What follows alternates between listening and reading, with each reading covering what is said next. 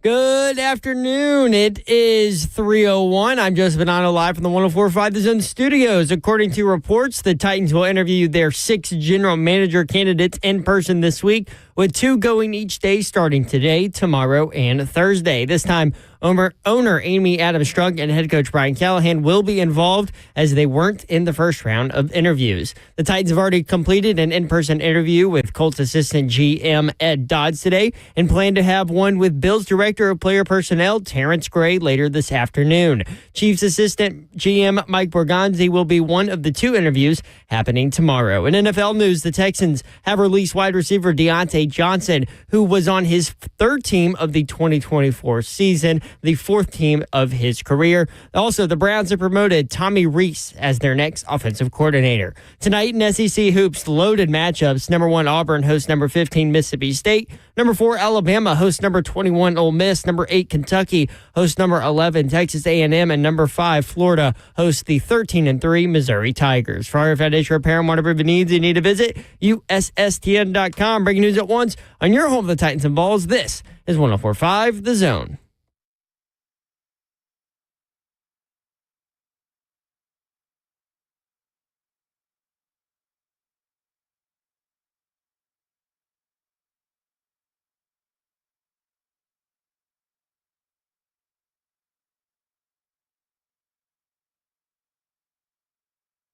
Yo, what up, Nashville 3? Tell's on the air. Brent Doherty with you on a beautiful day in the Music City. Hope you're having a great Tuesday.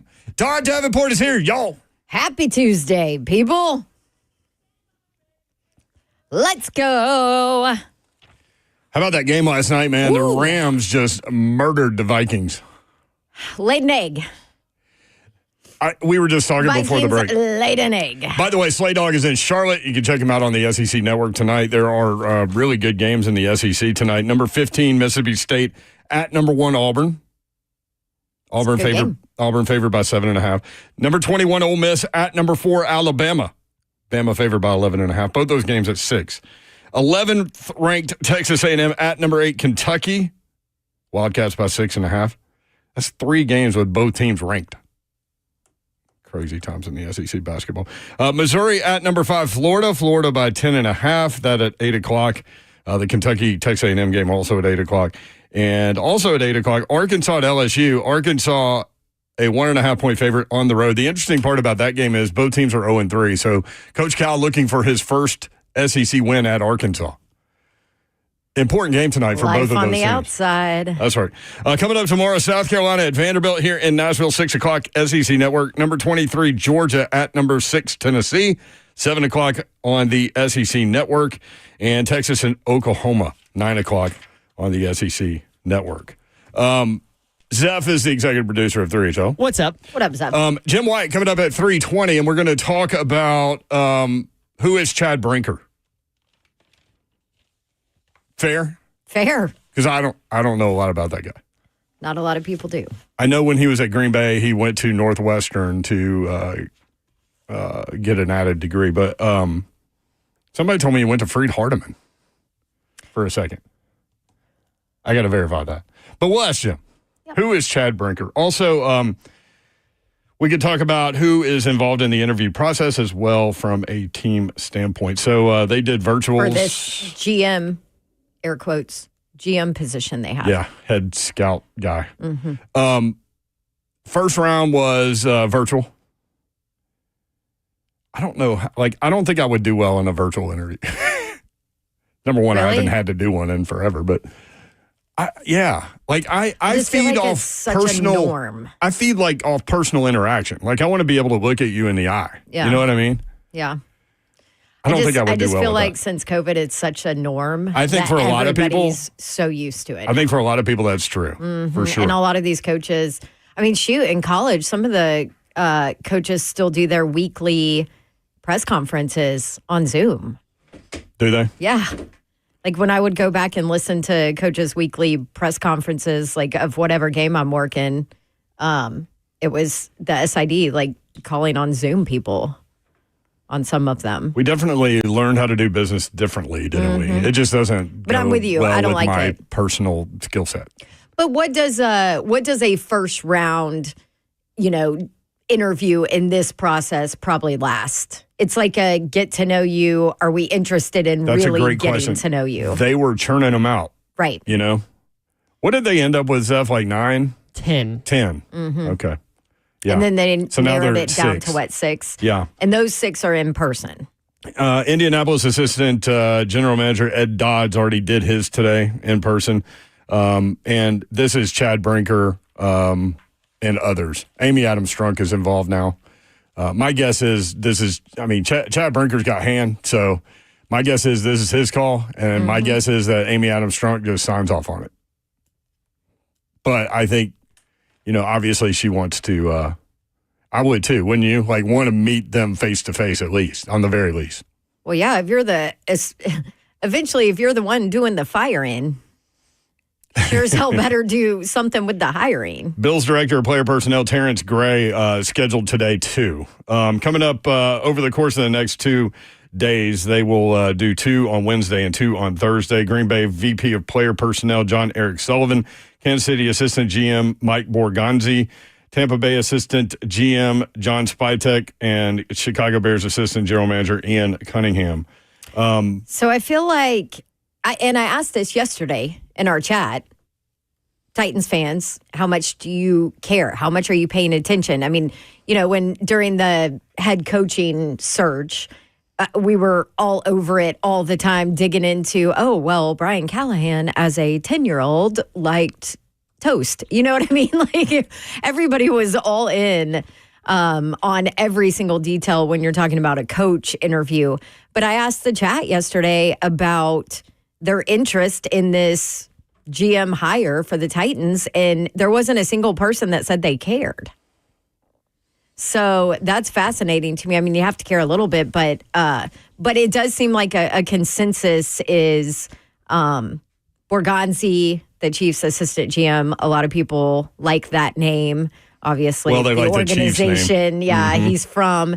And then I know, obviously, with John Eric Sullivan with the Packers, his current role is vice president of player personnel, which seems to be exactly what they're looking at for this role as a GM for the Titans. You can watch the show live, YouTube, Facebook Live, Twitter, and Twitch. Twitch, please. Steve on Facebook, not paying attention at all. Yeah. There you go. Basically, this is what they did 2 years ago when they hired Rand. When he didn't have control of the roster, this guy won't either. So very, very similar situation. So we'll see. Field Yates put this out on Twitter. I think you would be hard-pressed to find a more qualified GM candidate right now than Mike Borgonzi. Mm-hmm. He's been involved in every facet of team building for a team that has won 3 Super Bowls in 5 years with a shot at a 4th on tap. The Chiefs have done incredible work in the draft and nailed some key free agents and trades.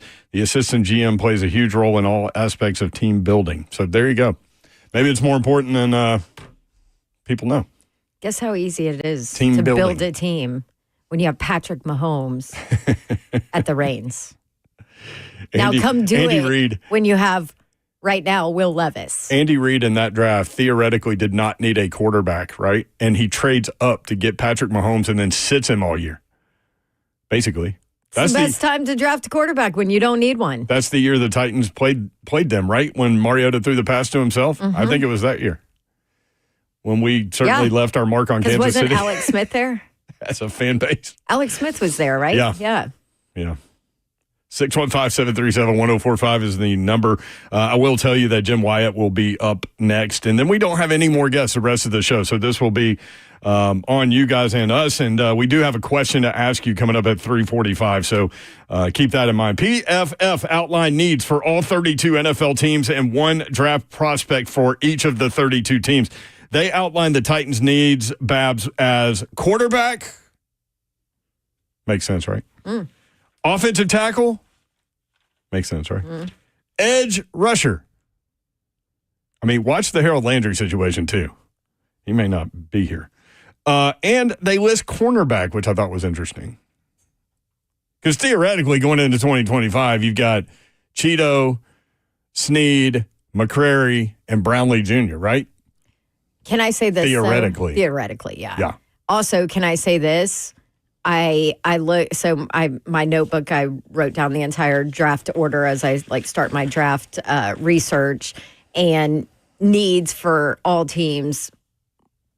Almost every team has offensive tackle and cornerback on them. Isn't that almost funny? every team. So you need so many corners now. You can never have enough corners. So I just feel like almost every single team, cornerback is a need because of how the league is now. And it's hard to find tackles. Right. Zeph. Which is funny because I think cornerback feels like, if everyone's healthy, cornerback feels like the deepest position on this team. Because, Jarvis Brownlee. So what does that tell you? That's a good point. Because Jarvis Brownlee, you didn't expect to hit. You didn't expect to hit right now. You didn't expect to need him right now, and then he did. I would go safety over corner. Well. Exactly, yeah. We talked last offseason. They need somebody next to Amani Hooker. Guess what? They need somebody next to Amani Hooker. Inside linebacker? Yeah.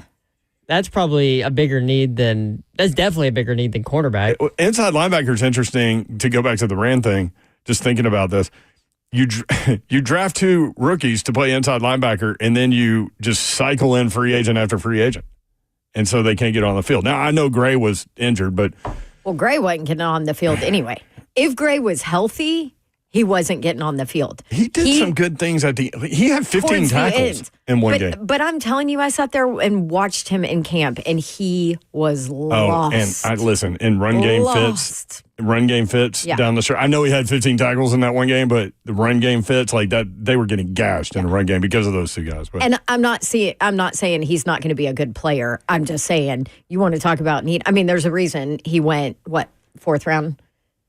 What was Cedric? Yeah, he was 4th rounder. 4th round. Yeah, there's a reason he went that. He wasn't ready. Yeah. Although Brownlee went 5th round. Look what they got out of him. Isn't that right, 5th round on him? That's a surprise. No, he was a 6th rounder. 6th round. Yeah. Some people pick it up quicker, Happy Cleaner says we need Cam Ward. That kind of goes down the question path that we're going to have for you in just a little bit. Yes. I think Zeph put it out on Twitter already. So. Oh, yeah, there you go. Dewey Cheatham and Howe says we need Abdul Carter. Man, that dude blew up the playoffs with one arm. He had that shoulder injury. You were up there for him. Mm-hmm. He can go. 615-737-1045 will be the number all day. When we come back, Jim Wyatt, TennesseeTitans.com. We'll ask him, who is Chad Brinker? We'll learn a little bit more of that about him, and then we'll have a question for you regarding quarterback for next year. 615-737-1045, always the number. Hit us on Twitter at 3HL1045. The easiest way right now, though, is through the chat, YouTube, Facebook Live, Twitter, and Twitch. Twitch, please. The F&M Bank chat is open. Jim Wyatt next.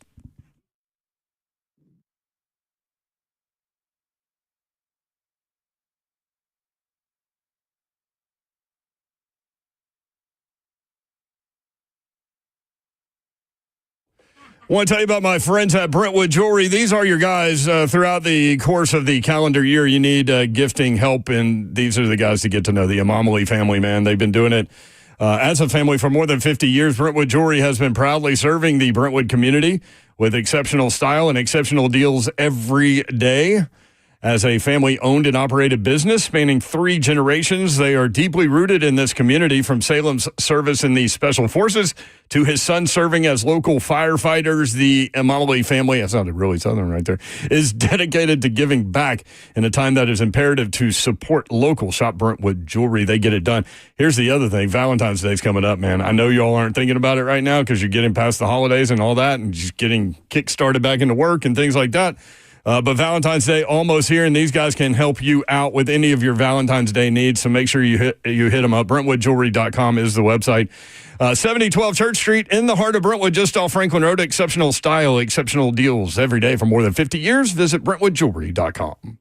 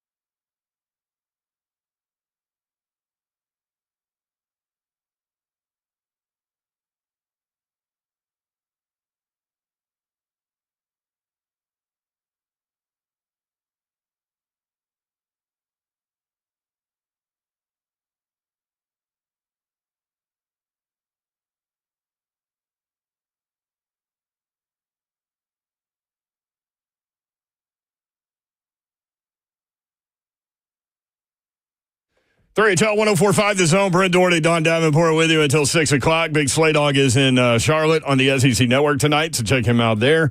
Big Savagery, Ramon Foster in the chat. What up, Ramon? What up, Ramon? You can watch the show live, YouTube, Facebook Live, Twitter, and Twitch. Twitch, please. Ramon said, what up, at Brent Mayer. Okay. What up, Big Savage? I always like it when he's in the chat, man. He gets so interactive with everybody. Like, it's fun. So does your husband, who just texted us and had a great point. What did he said, let me go ahead and bring Jim Wyatt in. Jimmy, what's up? How are you, man? Hi, I'm doing good. How you guys doing? Doing well. This is a great point by Travis Harder here. The NFL hiring process is so different than the real world. Can you imagine having it publicly known that you were interviewing with a competitor? True. Yeah. It's interesting. Anybody, at least you've got to, you get asked for permission to interview a lot of these people, so that's a different process as well. You like to think some of that stuff goes on in the real world, but it probably doesn't. I know some people do it on the fly. There was a time, I'm not going to name the coach, but there was a time when a coach came in for an interview, and I was tracking him out at the airport because I heard he was coming in. He was not very happy to see me, let me know about it. So sometimes they do like to keep it quiet and don't like it when it's covers blown. But things have changed now. I think that was before the days of Twitter and with social media and just the news cycle now, what it is and how many people are covering teams and how many national reporters there are. It's impossible for things to stay quiet like maybe it used to. I remember that story. That's really funny. And you did end up repairing that relationship.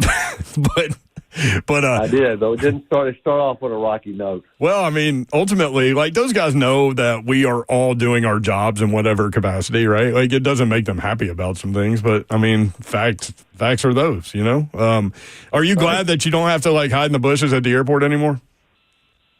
I sometimes miss those days. I think I'll probably always have that in my blood. That's kind of the way I broke into the business, is doing stuff like that. Yeah. Not necessarily hiding in the bushes, but tracking flights and showing up at people's front door and like going to the airport. I mean, I tried to get scoops that way, and people always tried to help make people understand that, hey, I'm just trying to do my job. Sometimes people felt like it was a little bit too much, but I was never going to be accused of not trying or being lazy. Oh, you're one of the best at it, brother.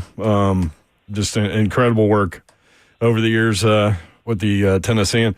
All right, so process. 2 guys today. These are all in person. So Ed Dodd's already went. Terrence Gray coming up today at some point. And then 2 more tomorrow, 2 more Thursday. Is that the way you understand it? That's correct. Who is involved in the process at this point? Like, who's in the room? Yeah, and it's different now. Initially, doing virtual interviews. Now, these in-person interviews are spending time with.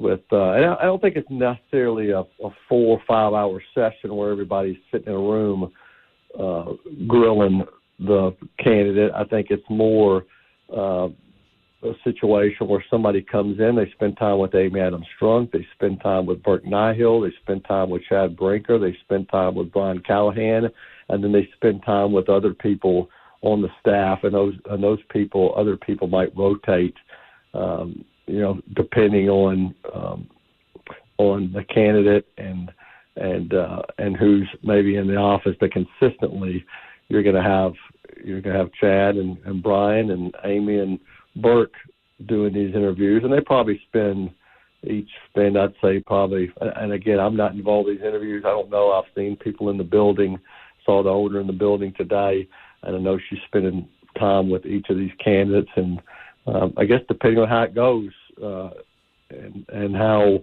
in depth they want to get, some may last longer than others. I think the one lasted this morning, started at 8 o'clock, and I don't think it was officially completed till probably 1:30. Went over 5 hours. Wow.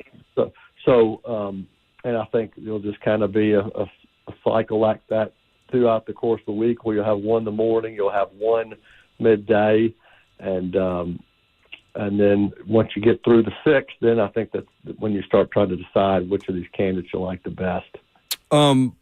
So they'll finish up on Thursday, theoretically. Is this a situation where there'll be another round, or will they get to it pretty quickly after they finish this round? Yeah, I can't say for sure. I think the hope is that you have a candidate or somebody emerges that you feel good about, and then you start trying to negotiate with that person. But if it's close and they're kind of torn, then maybe you try to get some additional information from them, and then you obviously have to figure out what it looks like from a negotiating standpoint. And I know some of these candidates are involved with other teams too, and you want somebody to pick you like you're picking them, and so we'll kind of have to see how that all plays out during the course of this search. So, I mean, obviously there's assistant GMs on that list, but also some director, vice presidents of player personnel. From what Amy released in a statement from the interviews that you have done, it seems like this GM job is really on the player personnel, scouting, that kind of side of things, right? Yeah, really just building the roster. I know Chad Brinker obviously is overseeing the entire scope of the football side, but this person, the GM, is going to build the roster and be in charge of scouting and finding players that you want on this team. And again, I know Chad has been involved, even more as I guess as he's been here, and I think that will be the case moving forward. But he's going to let this GM work. I mean, he wants to let this person come in and kind of make it their own, and then they'll work through some things. I know a lot was made out of it being made known that Chad Brinker was going to break ties on the 53-man roster, but I do think it's going to be a situation where they all work together, and I think across the league, I mean, that person who has that final say is different in a lot of places. Sometimes it's the owner, sometimes it's the GM, sometimes it's the head coach. But I think the way it's healthy and the way you'll make it work is if you have healthy dialogue on some of these, and it's very rarely that you have to have a situation where somebody's breaking a tie between a couple of other people. But the GM's certainly going to have a big role in building this football team, and the Titans need to do obviously a better job of that to put a better product on the field on Sundays. Everybody's going to have to do better with this new regime. So you mentioned Chad Brinker. It's crazy. I feel like Titans fans, this fan base, a lot of the media, honestly, not a lot of people know anything about Chad Brinker. Maybe couldn't even spot him in a lineup at this point. You know what I mean? He just hasn't been front and center often, hasn't spoken often, all of that.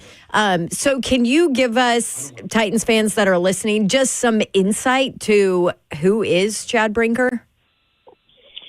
Well, I'll start it when he went to college at Ohio University. Was a two-sport athlete there. Grew up in Martins Ferry, Ohio, and obviously a good athlete growing up and very smart with the Packers, where he spent 13 seasons. He worked as kind of a talent evaluator, but I know it's in the bio. He's got strategic counselor to the Packers leadership, and I know I've talked to other people from Green Bay. I've got friends with the Packers, and they were certainly very familiar with him when he came aboard here. He has kind of operated behind the scenes during his first couple of years here, in large part because the GM is out front more. But I always, even though I knew he had a background in analytics and he helped build the analytics, really the whole department here from scratch.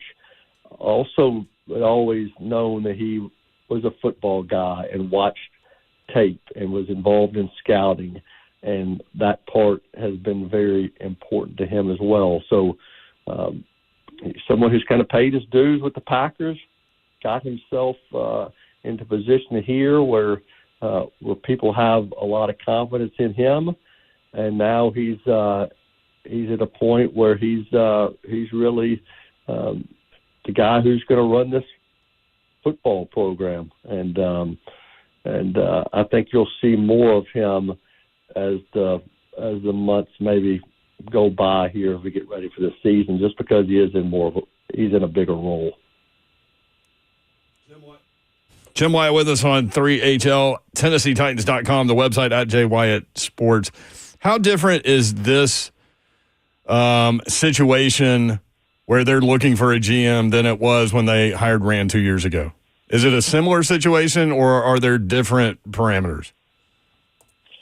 I think it's different. I mean, it's clearly different, and Burke Nihill made it very clear that I guess when Rand was hired, he was hired for a very specific situation, and that was to work with Vrabel.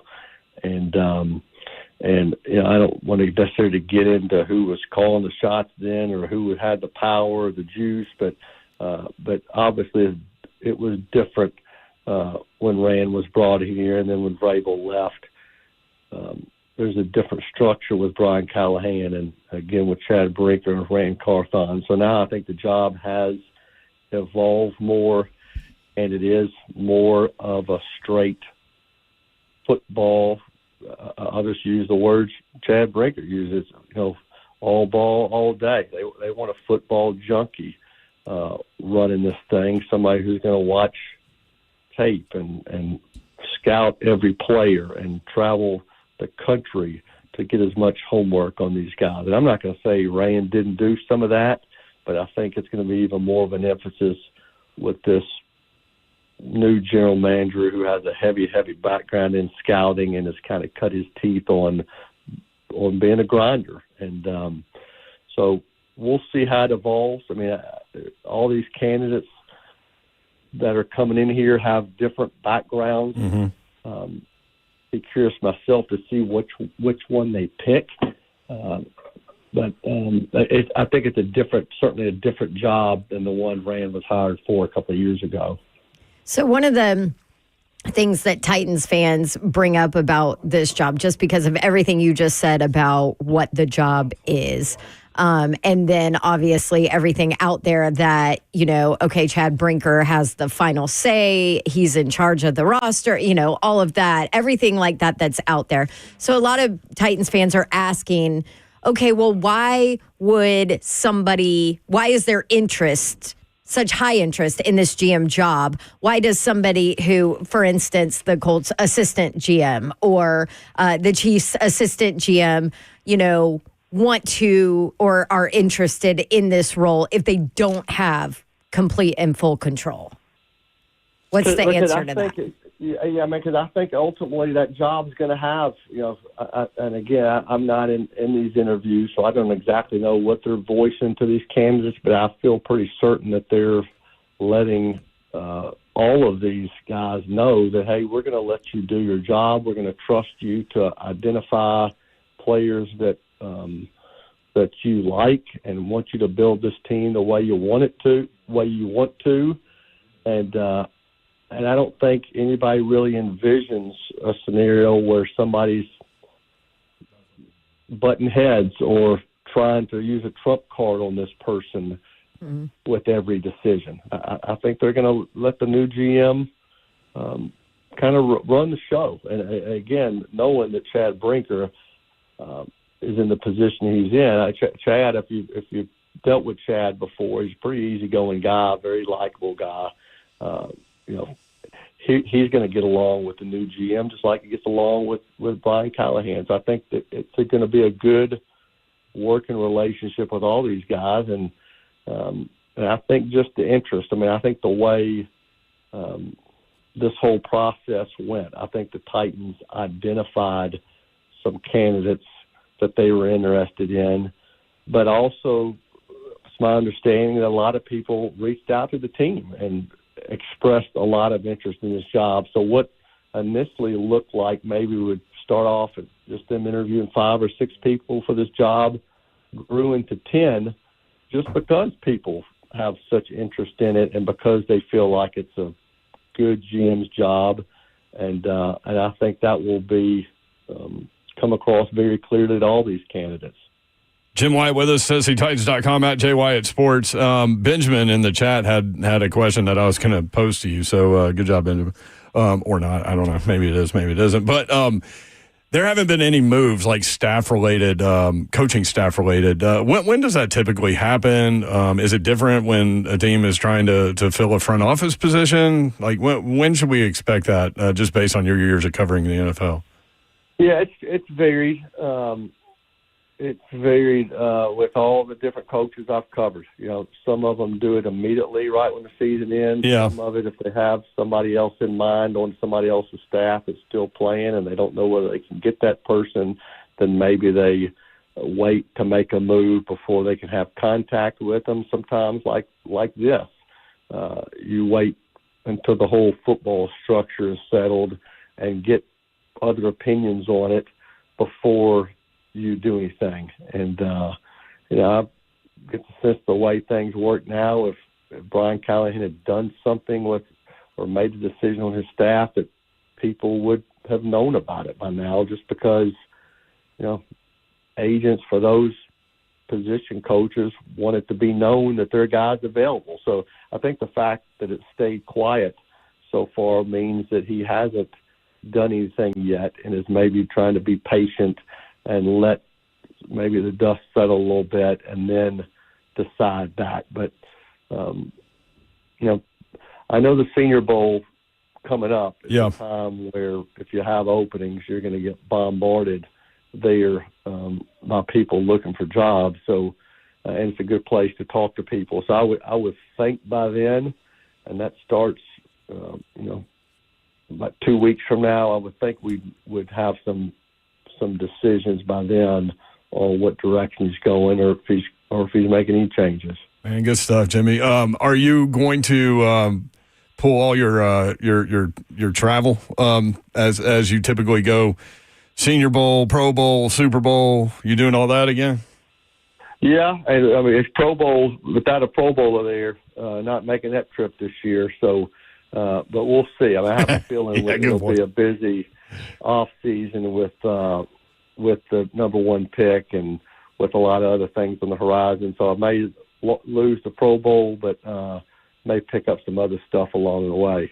Love it, man. Of it, and we need to get something. We need to get this settled here before some of that stuff happens. I would think if all the interviews are done this week, maybe by this time next week, we'd have somebody in place. But I'm not involved in those interviews, or don't know if it could drag even further on. But I know some key dates are coming up where a lot of people are going to have to travel on the staff to cover whether it's the East-West, you know, the Senior Bowl, and a lot of other events coming up. All right, I'm going to go hang out at the airport. I'll call you if I see anybody. Yeah. All right, man. Hey, great stuff, man. Really appreciate it. Thank you. Okay, appreciate it. You have a good one. All right, Jim Wyatt at Wyatt Sports, TennesseeTitans.com. When we come back, here's the question. Give us your top two quarterbacks for the Titans to start in 2025. We'll give you two. We'll give you two options, okay? And here's a little list for you to kind of think about in terms of bridge quarterback or the two rookies, okay? So your top two quarterbacks for the Titans to start in 2025 out of this group: Shedeur Sanders, Cam Ward, Kirk Cousins, Justin Fields, Russell Wilson, Derek Carr, Daniel Jones, Aaron Rodgers, Sam Darnold. By the way, Spot Track projects for Sam Darnold 4 years, $160 million deal. Ooh. There's our answer. We'll be right back. 615-737-1045. Jump in.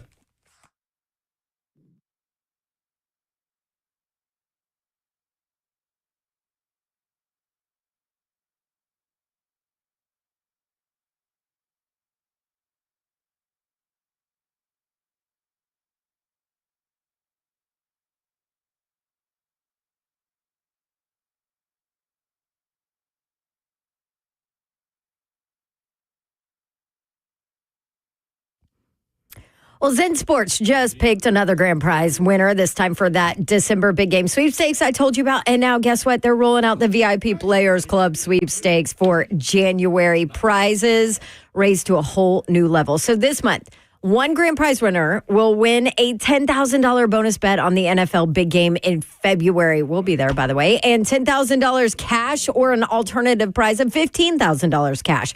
So you have the ability to earn entries. This is how you do it. Every bet you place in January, you get one. Every dollar you wager, you get one. Plus, you earn 10 times the entries on all parlay bets. Doesn't get much better than this. And if you don't win the grand prize, don't worry, because you also have a shot to win one of 5 small prizes, which gives you either a $1,000 bonus bet on the NFL big game or $250 cash. Also, let's say you have not bet with Zen Sports yet. New customer. Sign up with my code DAWNTN.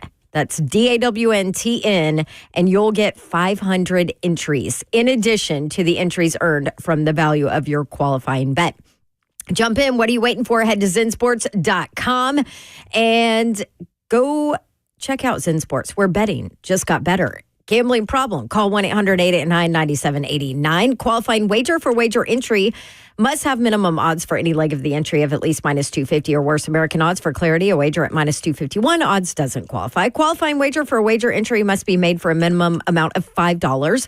Head to zensports.com/sweepstakes for contest terms and conditions. You got to be 21 and older and in Tennessee to bet.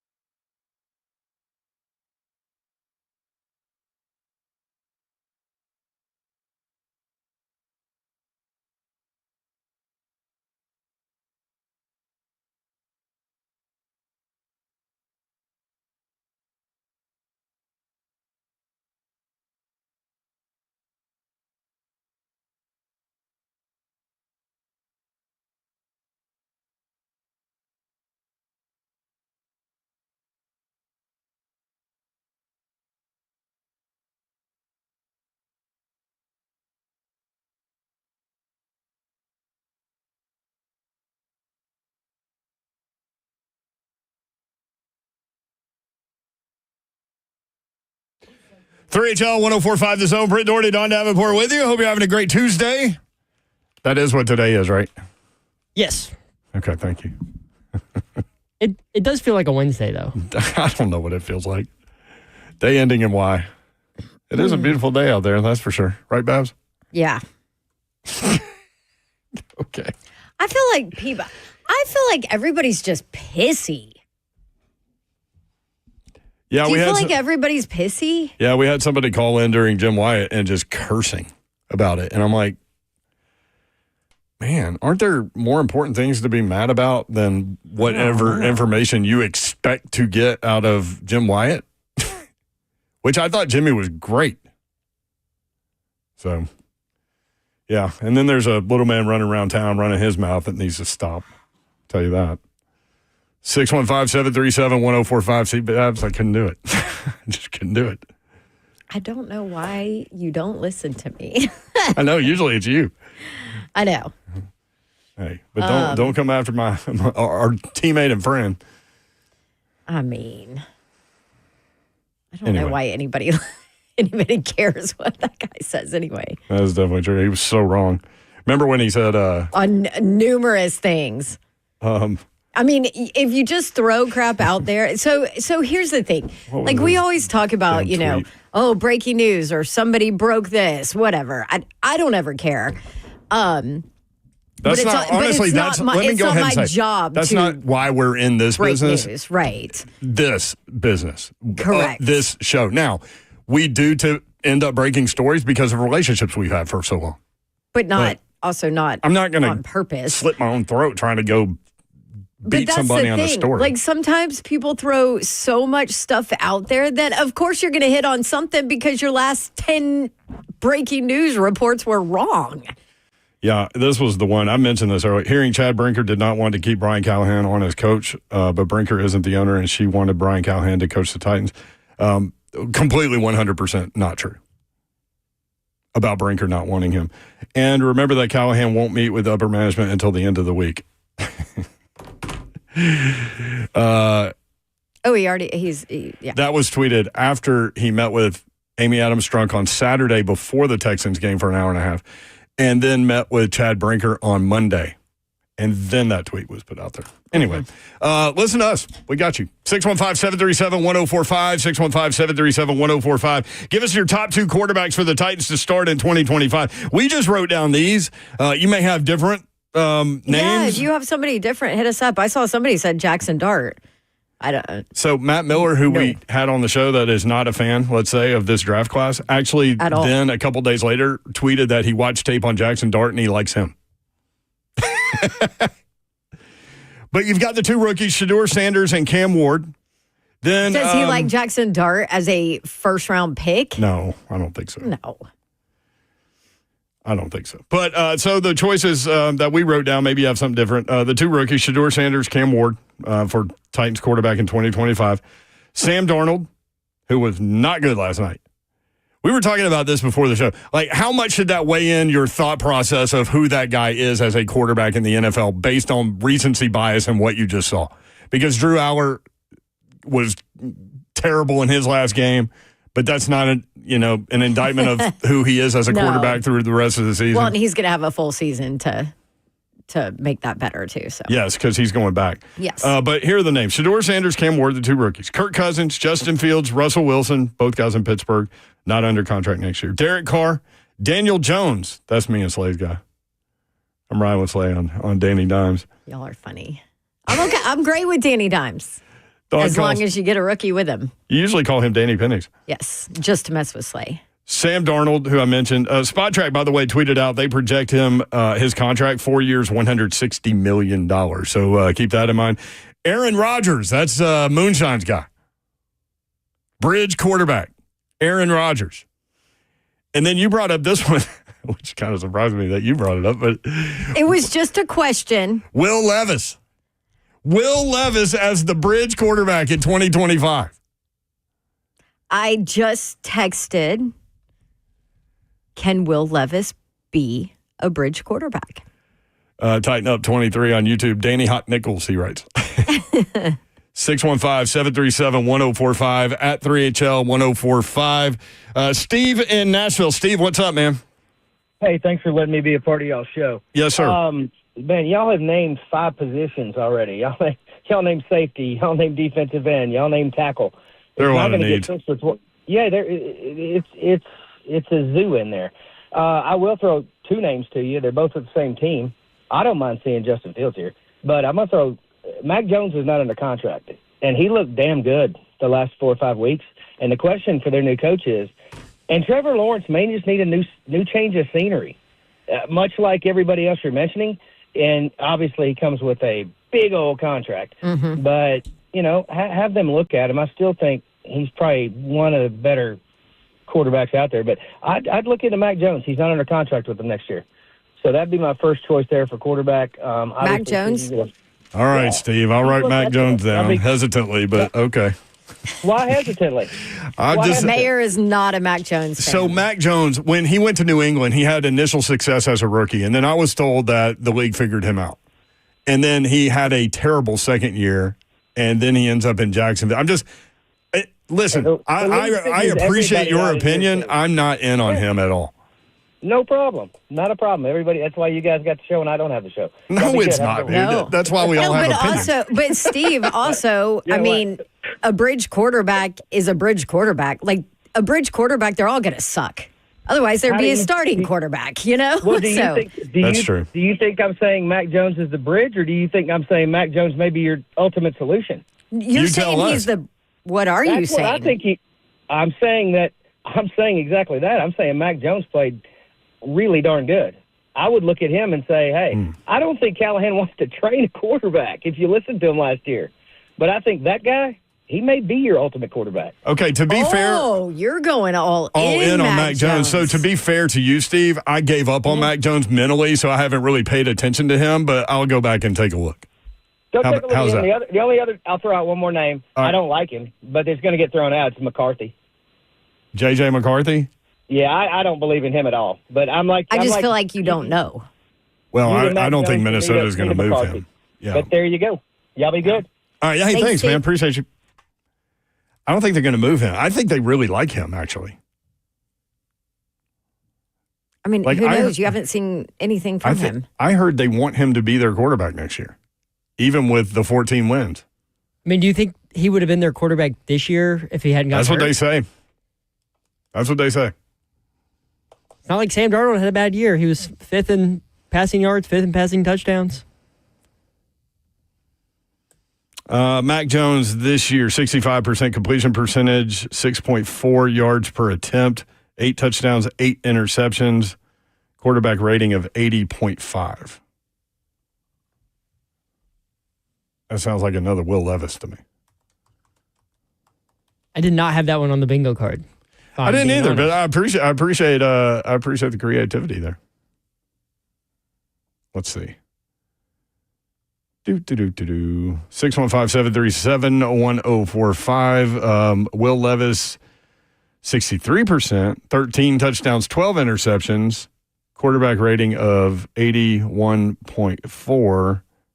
His quarterback rating is higher than Mac Jones. So out of those two, you go Will Levis 2025? Mm-hmm.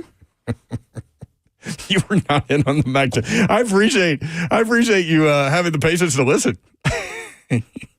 I was totally all with Steve on the bridge quarterback, Mac Jones. But then he's like, no. He's the guy forever. I'm not talking about a bridge quarterback. And I'm like, oh, well, Shiano, I'm out. Okay, Steve. All right.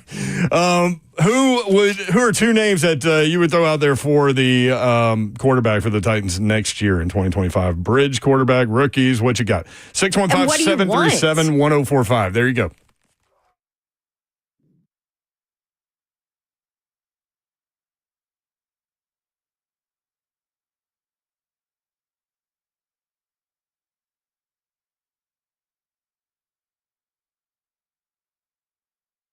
What's happening, good people? Holistic Stem Cell Therapy. Let's get your body feeling good. How you going to do that? I just told you, Holistic Stem Cell Therapy. But you got to go to Kellum Stem Cell Institute.com to get it done. I am one to let you know that I had it done with my knee, yes, and my hip, and my shoulder. And you're asking me, you had what done, Slay?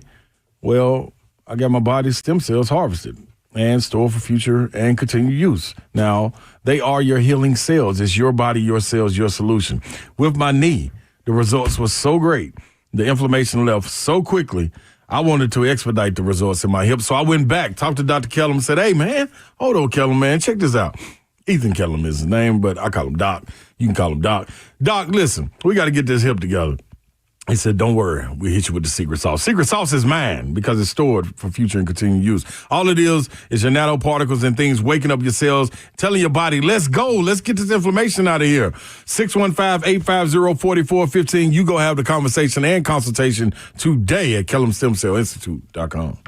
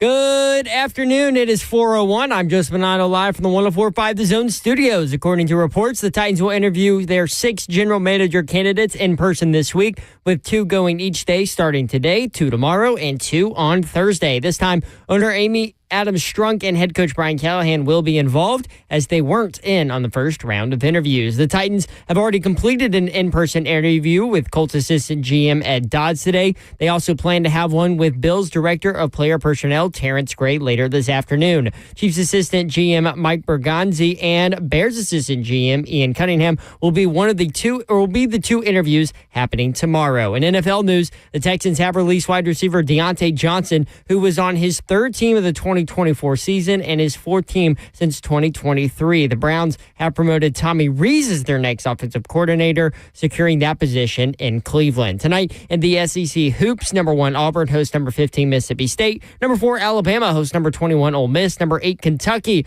hosting number 11 Texas A&M, number 5 Florida hosting the 13-3 Missouri Tigers. For our foundation repair, whatever needs you need to visit USSTN.com. Bringing news at once in your home for the Titans and Vols. This is 104.5 The Zone.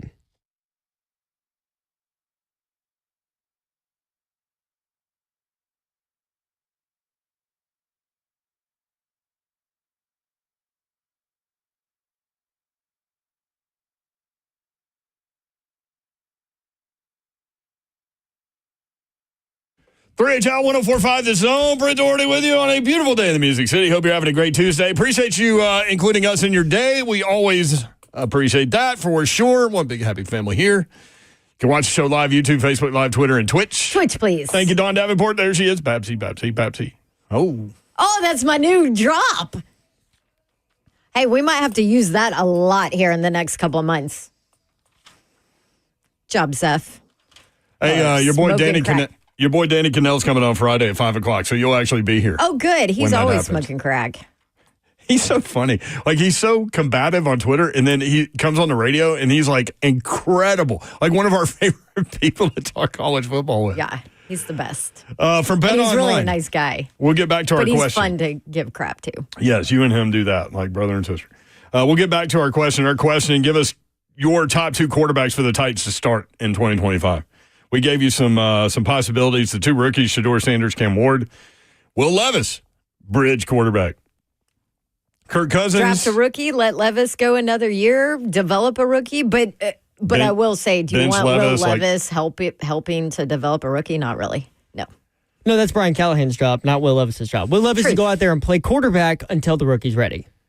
Yeah, like give him 4 games and then insert. Kind of like what the Rams did with, was it Case Keenum when they drafted? Case Keenum and Goff. Jared Goff. Yes, and that's what made me think about it, because Coach Mack was talking about it today, because he was there with Fish when they did that. And so they drafted Goff, but they had Case Keenum as their bridge quarterback. That's true. And knowing that he was their bridge quarterback, and then let Goff develop, learn all of that for a year. Now, I think Case Keenum is a much better example of a bridge quarterback than Will Levis, honestly. But somebody else in our Twitter feed, our responses are amazing. Amazing. And I can't tell if people are serious or not, which is great. Well, there's a Marcus Mariota on there. I mean, came in the game of the playoffs. Today, yeah. And then there was it's a hard no for me. Yeah. There was also what about with all this Dallas Cowboy, Deion Sanders, prime talk, and would they get rid of Dak? But look up the exact numbers on Dak's contract.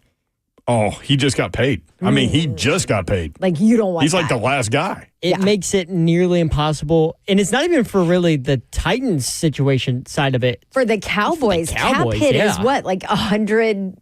I think 104? Yeah, the cap hit is insane. 104.5? Probably. Yeah, seriously. Yeah, so that's a no to Dak. You bring up the Cowboys. Bet Online put out Dallas Cowboys' next full-time head coach. The odds-on favorite is Deion Sanders. Crazy. Now, listen, we had Chris Lowe on yesterday, and Chris Lowe did what he does. He'll just, In passing. I just don't, I don't think Prime's going to be coaching at Colorado next year. And I'm like, wait, what? He just says everything in passing, but he didn't say he would. He thought he'd definitely be in the NFL, but No, he he just absolutely said, I don't think he'll be at Colorado next year. That's right. Guess who's number 2 on this list for most likely Dallas Cowboy head coach for next year? Jason Witten. Jason Witten. How about that? Coaching high school football. We ran into him in the Super Bowl. And that's when he was he interviewed for the Lipscomb Academy job and didn't tell us. Right. We found out like 2 days later. 2 days later, yeah. Like, what up, Witten? Kellen Moore, 3rd on the list. Former OC there. Ben Johnson's name's going to be on all the lists. Bill Belichick's still on the list. Well, didn't Bill say if he would have known? Yeah. But now he's all in. Yeah. Although he does have a contract that there's nothing for him to get out of it. Jerry Jones dragging his feet on the Mike McCarthy situation kind of screwed them over because now they can't interview anybody that's still currently in the playoffs until after they've been eliminated. That's right. And then if they go all the way to the Super Bowl, till after the Super Bowl. So, I mean, you're waiting until February 9th. Mid-February to interview some guys that might even take the job. Like Ben Johnson might go... I could see him going to Dallas with an already put together foundation. Or Jacksonville. Yeah. This is what Deion Sanders said, according to Adam Schefter. To hear from Jerry Jones is truly delightful, and it's intriguing. Delightful. Who says that?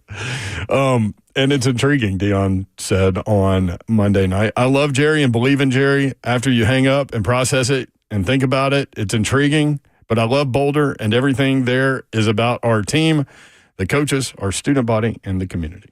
That's what Deion said. Coach Prime. That is a very proper statement. Yeah, Prime. I love Boulder. What does that have to do with anything? I do too. Good, you can go visit whenever you go coach somebody else. Yeah, it's a cool town. What if one of these big-time college coaches, like a Marcus Freeman or Steve Sarkisian, what if Jerry Jones goes that route and then Prime ends up at a Texas or Notre Dame or something like that? I mean, that's always a possibility. I love it, man. Drama time. Give us your top 2 quarterbacks for the Titans to start in 2025. 615-737-1045. Richard in Winchester. Richard, what's up? What's up? Before I give you my top 2, when I called, All right. I was thinking, I was listening in to Jim Wyatt, and it just reminded me while I was listening to him, he was explaining and what's been going on last week. Y'all remember that movie, The Founder, with Michael Keaton? I don't. About how, it's the true story about how Ray Kroc legally stole McDonald's from the McDonald brothers. Oh, yeah. I never saw that. I'm glad you brought that up. Fantastic movie, by the way. Yeah, I need to see that. I'm glad you brought that up. Yeah, and basically what happened was that Ray Kroc worked for them, but they didn't want to expand. So he met this banker in the bank just by chance encounter, and the banker told him that you're not in the burger business, you're in the real estate business.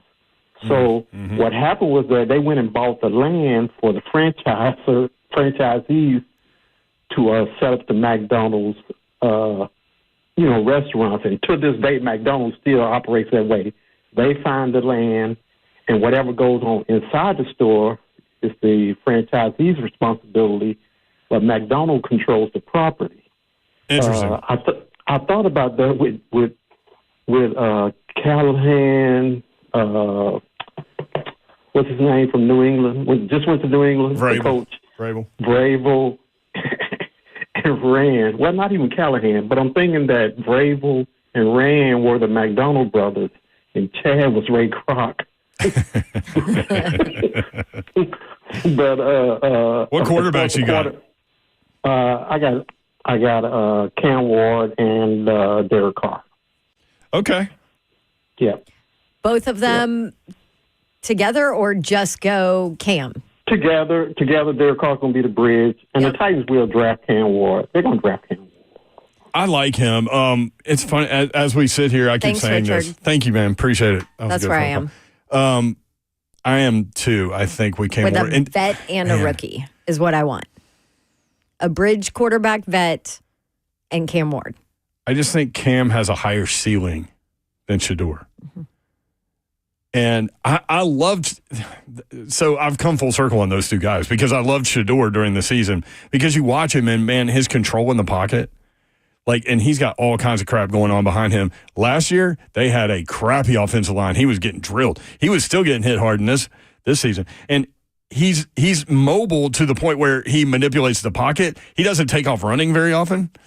But Cam Ward is a big dude and can run you over or run by you, and he has a terrific arm. He takes a lot of chances. He does take a lot of chances. And that's the one hiccup with me right now on January 14th. Now, I'll say this, though. Last year, he had a serious fumbling problem. He cleaned that up a little bit at Miami. So I feel like that's a tendency that he focused on and worked on, right? But there were numerous times where he wouldn't see the underneath stuff. He's looking for the big play. There's some hero ball there. There's some hero ball there, and I think that is what do you call it? I forget. UAR. Not a check down. It's a UAR. I forget what. Because I kept saying check down, Charlie. Yeah. Yes, check down, Charlie. I'm like underneath available receiver. That's it. Yes, and because we were joking about that. Man, just put that Florida tape in. Just a UAR. It's an underneath available receiver. I mean, he missed one in. It was what was the game I watched because I worked the Syracuse game. It was the Georgia Tech game where they lost. And at the end there, and he had his tight end Arroyo wide open right there. Just get him the ball, call it a day. Instead, he's sacked, fumbles, game over. Sack. So I'm going to miss that. Side note. Yes. Richard on YouTube says, or he doesn't say anything, he writes, I went from wanting a quarterback to wanting a quarter pounder. 615-737-1045. Ken in Nashville. Ken, what's up? Hey, how's it going, guys? Good, I'm a Titans original PFL owner. All right. And so I'm going to throw you a wild one for quarterback. How about Jameis Winston? At least it'll be fun to watch. Let me tell you this, Ken. On the GM position, okay. I think it is the best available GM position available because of this. In my experience, and I'm not a football guy, but I was in healthcare, you always want to go to the place that is at the bottom because you got nowhere to go but up. And so this GM is going to shine. If he does everything well and it goes well, he can take all the credit. And if it doesn't, he can go, well, it was pretty screwed up when I got here. Sorry, couldn't fix it. That's all. Bye. Okay. Oh, that's what I mean. That's what Rand tried to say coming in. Listen, from an entertainment perspective, and for what we do, Jameis Winston. Bring Jameis Winston here, man. Eat them doves. As many interceptions as touchdowns, we already have that. But at least he's got comedic he's a free value. Agent. He's got comedic. We didn't list him on our free agent quarterback list. Well, I'm going to write that one down too. Add him on. Jameis. There were a couple free agent quarterbacks I did not add onto that list when I sent it to you. That was let me just ask y'all something. Can you imagine if Jameis Winston came in here and did an hour in studio like Will Levis did last offseason? No, it would be amazing. And went in the boom boom room? I think that would be the greatest hour of radio ever. Unquestioned. It would be amazing. Jameis Winston, Richard. All right. Got you down, bro. We have Mac Jones. We have Jameis Winston. Is that what it was, Richard? We have Derek Carr with a draft of Cam Ward. I'm digging this conversation. All right, more coming up. Your two guys for quarterback next year. You get to choose. Quarterback 1A, quarterback 1B, 615-737-1045.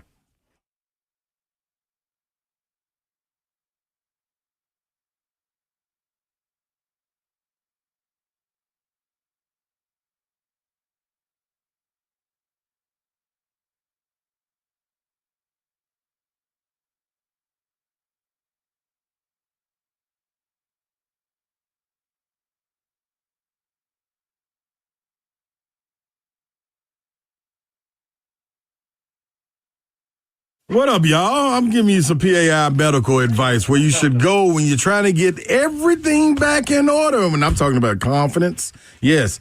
Go to the best. Go to WeGrowHair.com. Just hit them up at 615-376-6010. Now, you're going to see yourself a lot of times walk in the mirror. And I ain't saying, man, you got to be out here with the Homer Simpson with 3 strands of hair on your head. No, but a little bit of the peeking of the sunroof can happen. A little ventilation start to happen. You feel like, hey, man, I got a little cold spot up here. It's not cold. You're just missing some hair. What do you need to do? You need to go to WeGrowHair.com, man. It's important. Go to the best. Procedures are done here locally. They're not shipping you out anywhere to get it done. Listen, I had the laser treatments. Now, you understand they got other things that you can use in products which they don't require you to even have to go in. But if you want to, like I do, slide on in there, 615-376-6010. Get over to PII Medical, WeGrowHair.com.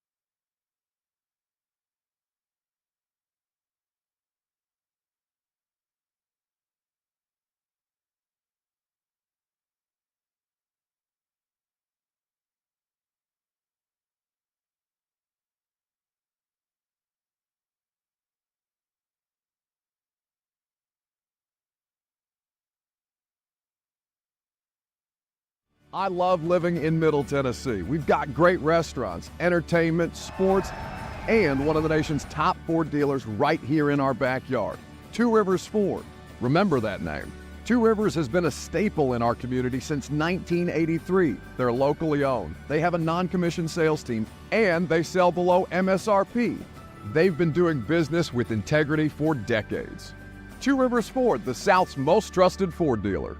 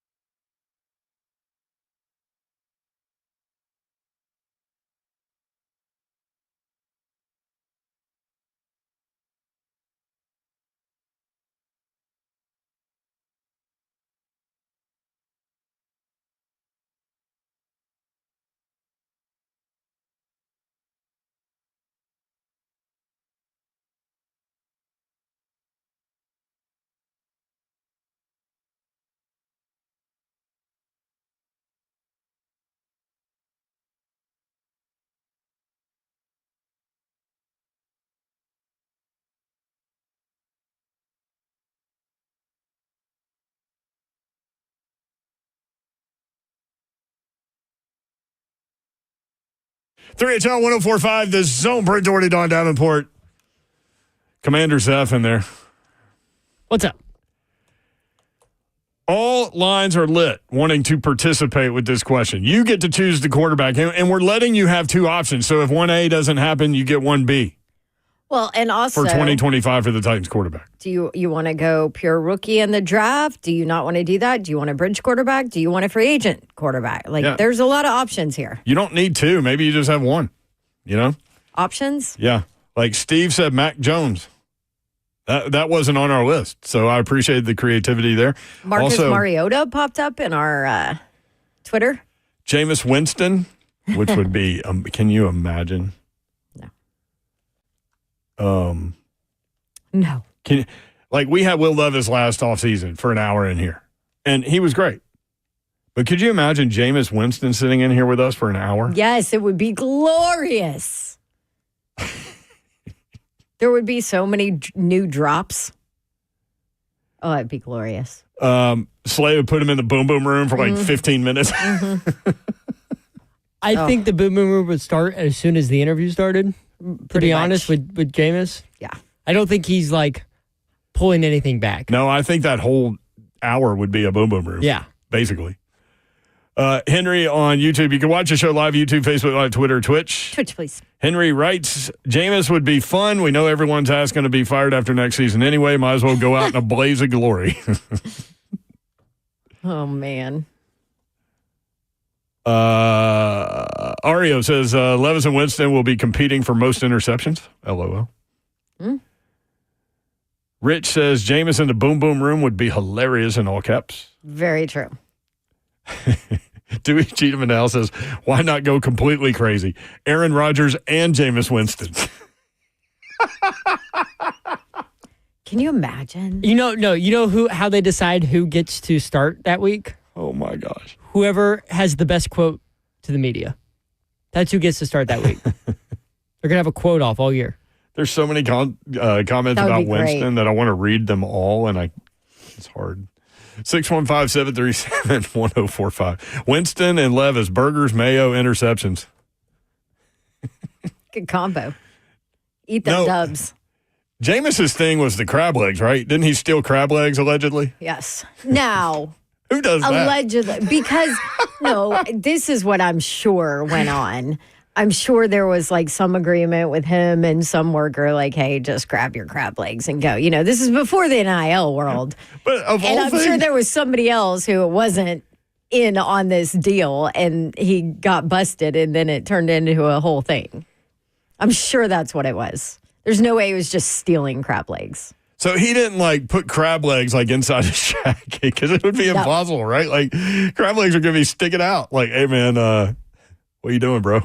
Yeah.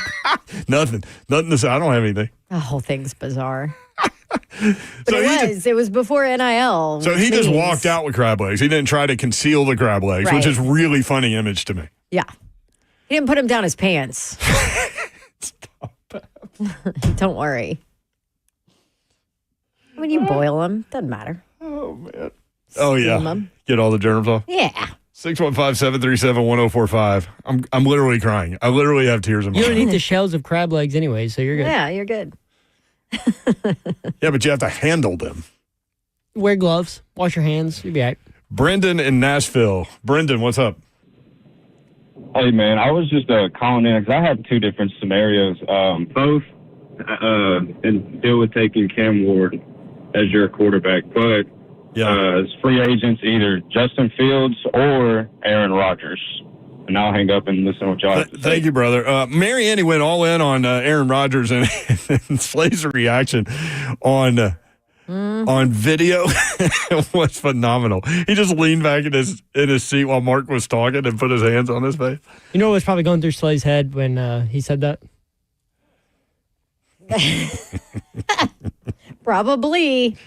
No, but okay. The Aaron Rodgers conversation, Mark halfway sold me on it. What was his sell? Because this year was not a great sell. This year of Aaron Rodgers on the field was not a great sell. He said all his boys live here. That okay, that's not what I'm talking about as a sell. I don't think you have to sell Aaron Rodgers. I think he's all about it. He'd be all about it. Let's go. I'm in Nashville. 1 year. He loves Nashville. I'll help your rookie. I'll help develop your rookie. I mean, would he? Yes. He was helping, what's his name, from BYU, right? He helped Jordan Love. Yeah. I mean, he did not help Jordan Love. Yeah. I mean, the team won 4 games. There's that. But in terms of stats this year. That's what I need. That's what I'm talking about. Sell me. 63%. Levis was 63.1%. He almost had 4,000 yards passing. 38.97. 6.7 yards per attempt. Levis was 6.9 yards per attempt. 28 touchdowns, 11 interceptions. That's far better than, like, Will Levis, and he's not sniffing that. Yeah, he also didn't play a whole season because he got benched. Yeah, true. He was sacked 40 times. Aaron Rodgers was. Will Levis, Aaron Rodgers played 17 games. He was sacked 40 times. Will Levis played 12 games. He was sacked 41 times. Jeez. Quarterback rating, 90.5. Will Levis, quarterback rating, 81.4.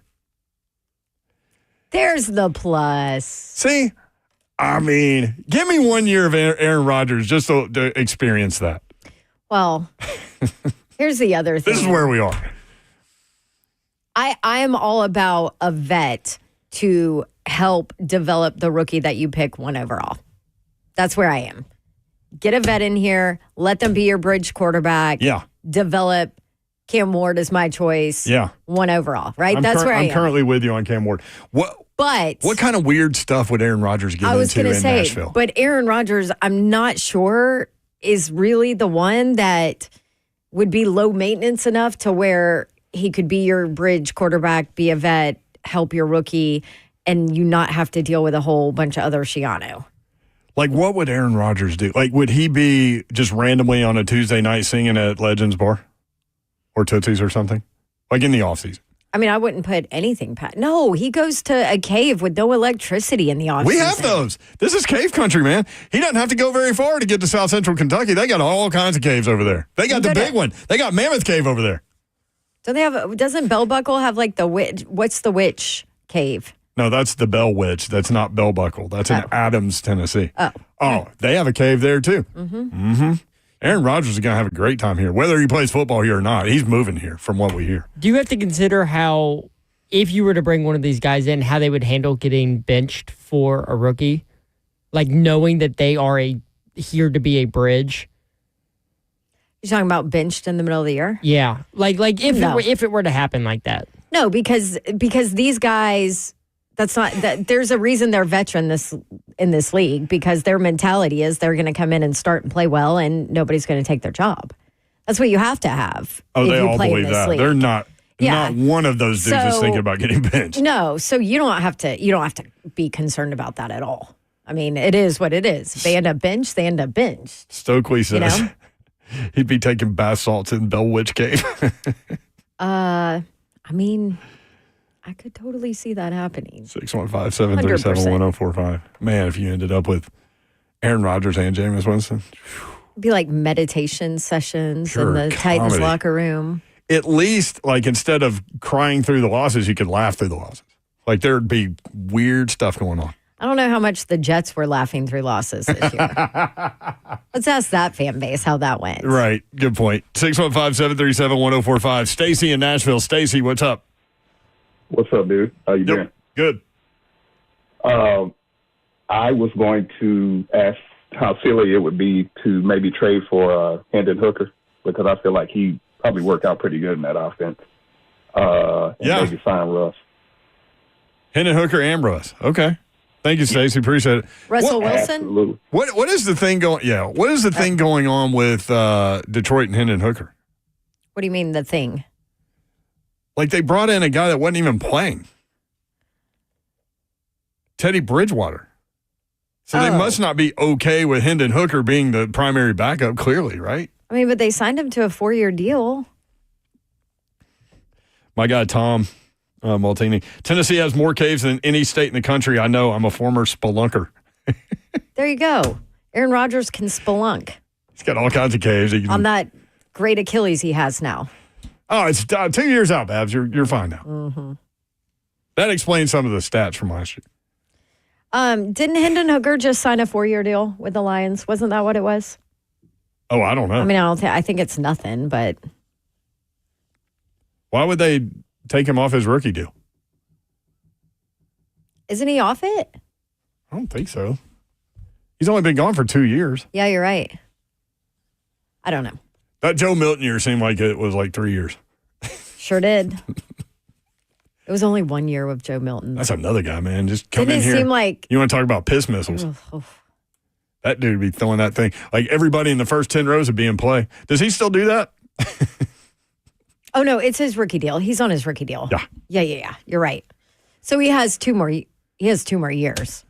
Maybe one, because he wasn't a first round pick. How long was Joe Milton at Tennessee? For Just 3 one season, right? No. I'm sorry. 3 seasons. No. How long did Joe Milton start? 1 year. They tried to start him. A year and 2 games. And then Hendon Hooker right, but took over. It was his team for 1 season. Yeah. So that means Hooker has another year. Right. Regardless, who cares? He's not the answer. Who gives a crap? It's gone. Who gives a crap? It's gone. 615-737-1045. Brian in Smyrna. Brian, what's going on in Smyrna, man? Not much. It's cold as it is everywhere else. Yeah. Hey, speaking of that, have y'all seen Monday and Tuesday? High temperature 25 both days. Really? Yep. It's cold again? Yeah. I'm ready for summer. Me too. So my thought is either the guys look at bringing in a Jameis Winston, or they go and spend the money and bring in Brock Purdy, and then use that draft to build the offensive line. Because regardless of who we get for quarterback, our line can't protect them. That is accurate. It's a great point. So Thank you, brother. that point is great. So Brock Purdy, he has one more year, doesn't he? Mm-hmm. Yes, you'd have to he's got trade another for him. year, so you would have to trade for him. Are they willing to? I mean, from a San Francisco perspective, this is interesting. Like, now is the time you would extend him, right? Are they going to? He's such a divisive guy, man. Some games you watch him play, and he looks just like Joe Montana.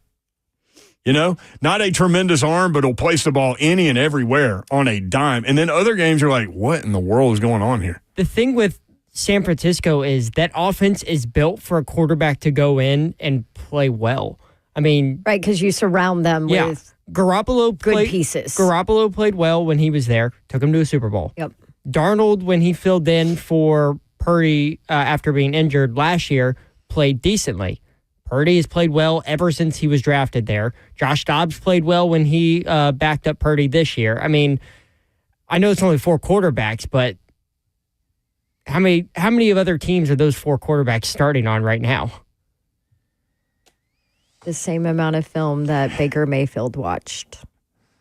I'm sorry, that Johnny Manziel watched. Johnny Manziel. That's the second time that I've called Baker Mayfield, Johnny Manziel the same person. I'm sorry, guys. Or should I say, I'm sorry, Baker. Yeah, I was going to say, who are you sorry to? Johnny Manziel, who likes to hang out in Nashville. There's another guy. Just put him out there. That'd be entertaining. James said Don has so much hate for Aaron Rodgers for some reason. I don't have hate for Aaron Rodgers. I just don't think he's the answer at bridge quarterback. I have no issue with Aaron Rodgers. I just think he's old and not good anymore. 28 touchdowns, 11 picks. That's better than anything we saw around here. Not even close, as a matter of fact. Also, why am I looking at this from an entertainment standpoint? That's what's funny. I'm not even thinking about Dubs right now. I'm just thinking about what would be most entertaining. Okay, so let's dive into Aaron Rodgers, though, because he would be entertaining regardless. But he moves the needle. That's for sure. He moves it. You either love him or hate him. Gosh. I feel like there's no in between. And Titans fans that complain about National Guy not talking about their team, they would be talking about your team. A ton. And you'd be on Pat McAfee's show. They'd be talking about your team for an hour every week on Pat McAfee's show. Butts and seats, trying to see a NFL quarterback. Yep. But I mean, a Hall of Fame quarterback. Sorry. But, James, every single day in the chat, you say you thought Will Levis was the guy. Yeah, I did. And so did Brian Callahan. So did Rand Carthon. And so did a million other people. There's a lot of people that thought Will Levis would be successful. Oh, and by the way, there's a lot of teams and scouts that do this for a living that thought that quarterbacks would be successful, which is why they freaking drafted them in the first round and they weren't successful. Not everybody is right all the time. That's where I was going to go. And also, no one's right 100% of the time, including you, James, I'm sure. Think Will Levis or maybe you are. Will probably be another one of those that 3 or 4 years from now, he'll be either a backup forever in this league or a guy that is way better than what we just witnessed. Rand Carthon mentioned He's going to figure it out in his interview on the morning show yesterday that he thinks Will Levis can still be a guy in this league. Well, because look at his skill set. Here's the thing about Will Levis. Everything on paper says I will be a good NFL quarterback. Here's another thing, and how much stock should we put into this? Will Levis has had 4 different offenses to learn in the last 4 years. Maybe even more. Now, this is the first time he'll have the same offense 2 years in a row. How much does that help him? And do you care? I don't care. Okay. Because guess where he needs the help? In between this and this. And She's those would be pointing to his her ears. Yes. Now, I think that is a reason why they don't just get rid of him right now. I don't think you should trade him or cut him or whatever. No, the reason you don't get rid of him is because A, he has 0 trade value, and B, he's super cheap. He's on his rookie deal. You know, I mean, if you could have nothing to lose. If you could get a 7th rounder for him, would you do it or just keep him? Because Kenny Pickett got dealt. Desmond Ridder got dealt last offseason. I would probably take it. I don't know. I would keep 7th him. rounders kind of. I would keep him. I'd keep him because of his For a 7th arm. rounder, yeah. Didn't Mariani go in the 7th round? Yeah, and guess what? He's like the weird guy that ends up as a Pro Bowler in the 7th round. The funniest stat about Mark Mariani is he owns the Pro Bowl record for kick return yardage in a game. And they never play the game anymore. He's going to go down in history. Nobody's 200 years from now, somebody will be like, hey, I wonder, they used to have this Pro Bowl game thing where they would play each other and stuff. And I wonder who has the kick return yardage record. Right. It's Mark Mariani. But look at the last now 2 Titans GMs. What 7th round pick did even pan out even close? None of them. I think most of them were cut before the season even started. Yeah. I don't even remember. Wasn't Cortland Finnegan a 7th round pick? No. James Williams was last year, right? Or was it? Was Finnegan a 5th? He might have been a 7th. He was the other. Well, I take the dog in that guy every day. Woo! He had it, man. How about Coach now Mack's James story? said, everybody. Why do you keep giving James Clearly, nobody watched tape of Levis at Penn or UK. Levis is the next Mariota backup at best. I watched tape of him at UK. When he had Liam Cohen as his offensive coordinator, he was a very good quarterback. Yes, he was good. He also had an offensive line to protect him. That was the year you did the Kentucky-Tennessee game where they went up and down the field, both teams. And Kentucky held on to the ball for 40 minutes. Because Tennessee kept scoring on one play or 2 plays.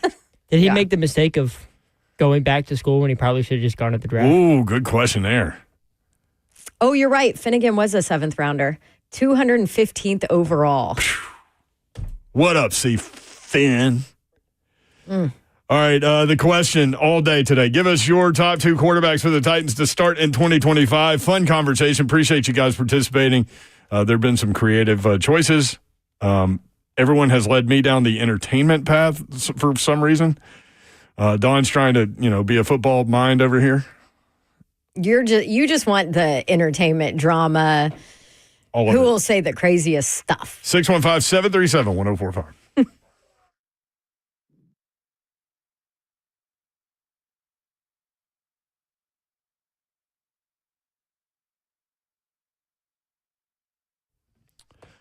Belmont Basketball back at home tonight at the Curb Event Center as they host the Valparaiso Beacons in Missouri Valley Conference action. Tickets start at just $10 if you're looking for something to do tonight. You can do it. Belmont Basketball tonight. BelmontBruins.com for schedule and ticket information. You can buy tickets there. It's Bruin time. Bruin fans, single game tickets on sale now for the rest of the season. Make sure you stop by the ticket office or go online and purchase at BelmontBruins.com is the website. Don't miss out on all the free giveaways and promotions they have all season long. Tickets, again, starting at just $10. Ticket representatives are standing by now. You can text or call 615-460-BALL. That's 615-460-2255, 460-2255. If you text, someone will text you back right away. Again, they're playing tonight against Valparaiso. BelmontBruins.com is the website. Belmont Basketball, it's Bruin time. Best entertainment value in Nashville. Safe, family-friendly environment. Upgraded concessions, including kid-friendly and healthy choices. Free covered parking close to the Curb Event Center. Belmont Basketball, it's Bruin time. BelmontBruins.com.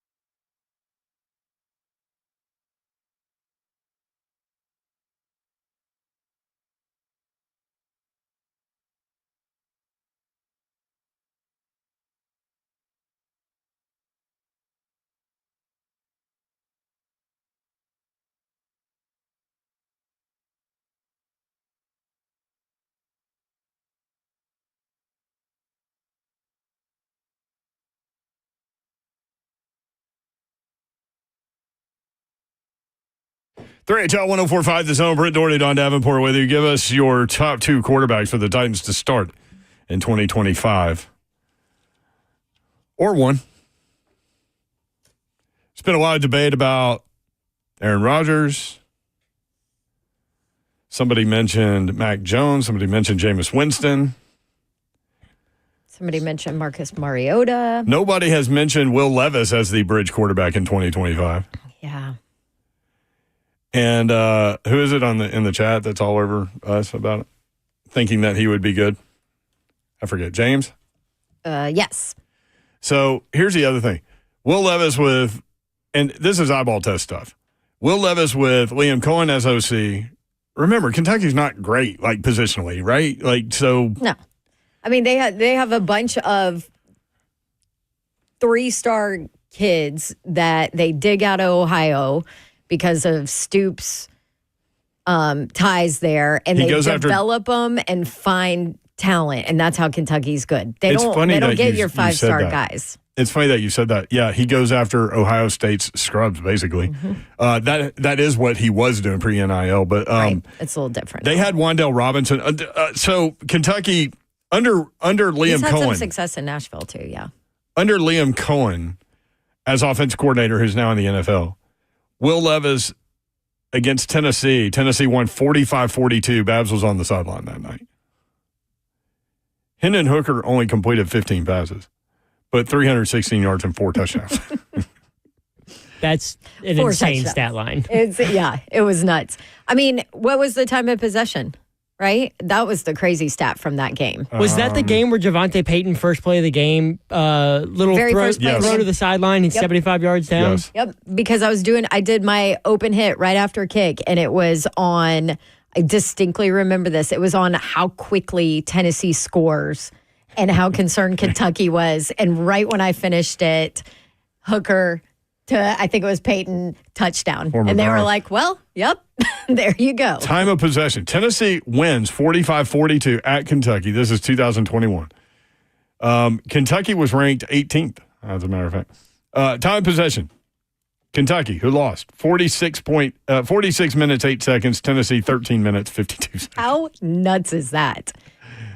Coconuts. 46 minutes. They held the ball for 46 minutes in that game. Here's Will Levis's stat line in that game. 31-49, 372 yards, 3 touchdowns, 1 interception. The 1 interception came on the last play of the game. Yeah, it was the game changer.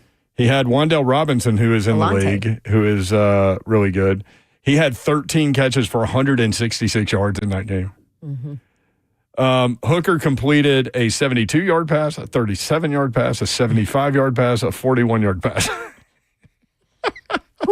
2 70-plus yard passes. Not an ideal defensive performance. 615-737-1045. So if you're going rookie quarterback, I'm kind of in the Cam Ward camp right now. Don has been for a minute. If you go bridge quarterback veteran guy, I go Danny Dimes. Where do you go on that deal? You sounded like you were snoring. Snoring or grunting or trying to get my eyes back from the back of my head where I just rolled them to. Will Levis in year 2 of this offense? No. Okay. No, I don't think I would do that. I keep trying to sell it. Here's why. Do you know what I would? You know where I would go, and you're going to demolish me for it. Okay. I would go Kirk Cousins. Wait, what? I thought you didn't like old guy with Achilles. But he's 2 years off of Achilles. So is Aaron Rodgers. I'm not done. Yeah, but Aaron Rodgers isn't the. He's also 5 years older than right, Kirk and Cousins. also Kirk Cousins is. You saw when he went back to Minnesota, right? There was the video that was circulating about every single person. I mean, he was out there forever because everybody wanted to come say hi to him because he's such a good guy. Everybody loved him. He remembered names of, the bottom of the barrel employees at that facility. So, and I know you're thinking, okay, who cares, Don? I mean, I appreciate good guy. There's a board behind you. Yes, there is a board behind me, but this is my thought process. Good guy, knows the game, knows how to prepare, is willing to help develop younger guys and teach them the ways of the NFL. So I look at him as the bridge quarterback who can do something on the field for you, but more importantly, can spend time with Cam Ward and help him in the transition to the league with the things that he's willing to share with him because he is that good guy to help a young kid develop. That's where I stand. M. Bob says, Levis, one more year, sling it. Let's go. Do you know what's crazy? I think I could be talked into that. I could talk you into it. You can read me. Just give me a week. I got you. You're in. Then you could use that money you would spend on one of those veteran guys and go get pieces for whatever rookie that you're going to plug in there either this year or next year. Because you're going to overpay for one of these veteran dudes. You just are. I mean, Sam Darnold, Spot Track projects 4 years, 160. You're going to overpay for one of those dudes. No thanks. So if you're going to bridge it, why not bridge it with Levis learning the offense in year 2? First time he's had an offense 2 years in a row in a while. My only issue with that is... Only issue. Yeah, my only issue. I mean, there's a lot of issues with that. But is I think that Levis had serious between-the-ear issues this year. You're not relying on that guy he still is trying to prove himself. He still wants to fight to show that he's a starting quarterback in this league. Like, that's not a guy that's going to sit there and mentor a young quarterback that you draft. Chosen _522. Cam Ward doesn't fit Callahan's offense, according to Teron Davenport. Matt Miller told us that too. Henry says, if we're going to let it fly, get Winston. Let's all be saved and entertained. Let it fly. 615-737-1045. Luke in Nashville. Luke, what's up? Hey, how y'all doing? Good, man. I will happily be the conductor of the Jameis Winston hype train. I love it, Luke. Let's go, man. I want that hour in-studio interview with him. I think culturally he'll fit in as a good glue guy with a locker room that seems to be lacking some leadership. He'll sling it. It'll be a proof of concept with a lesser quarterback for Callahan's offense. I think it gives a little bit of excitement around the team going into the new stadium. And then take that first overall pick, trade back, fill in some holes, and get some receivers that aren't named NWI that will be on the right side of 30 by the time they're in that stadium. Thanks, Luke. Appreciate it. I'm not I could see the Titans moving back if it works for draft capital. I could see that happening. I definitely could too. I'm not opposed to that either. But again, I go to who's your quarterback? This Jameis Winston talk is it's pretty funny. He Are you is surprised? Not your quarterback. Stop. Are you surprised we've had this much Jameis Winston talk? Who was it? Bruce Arians, his coach in Tampa? No risk it, no biscuit. Whoa, he risks it. That is definitely true. How many interceptions did Will Levis have this year? 12. Great. Yeah, 12. Times that by 3. Jameis Winston. What was that season in New Orleans? He had 30 touchdowns, 30 interceptions. No, that was Tampa Bay. Oh, Tampa Bay, yeah. No risk it, no biscuit. 30 MLB, and 30. In MLB, in baseball, that would be a great year. Great stat. Yes. Great year. 615-737-1045 if you want in. College football playoff, Ohio State, Texas, incredible ratings. I've got that, and I'll compare it to other big events in other sports. Also from Bet Online, the 2026 College Football National Championship favorites. We've got the top 10. Ross Dellinger, interesting things being floated around the world of college football regarding players on defense that don't get up and irritate the hell out of you as a fan. Especially hypo. Yes. All that coming up. Stay tuned. 3HL 1045 The Zone.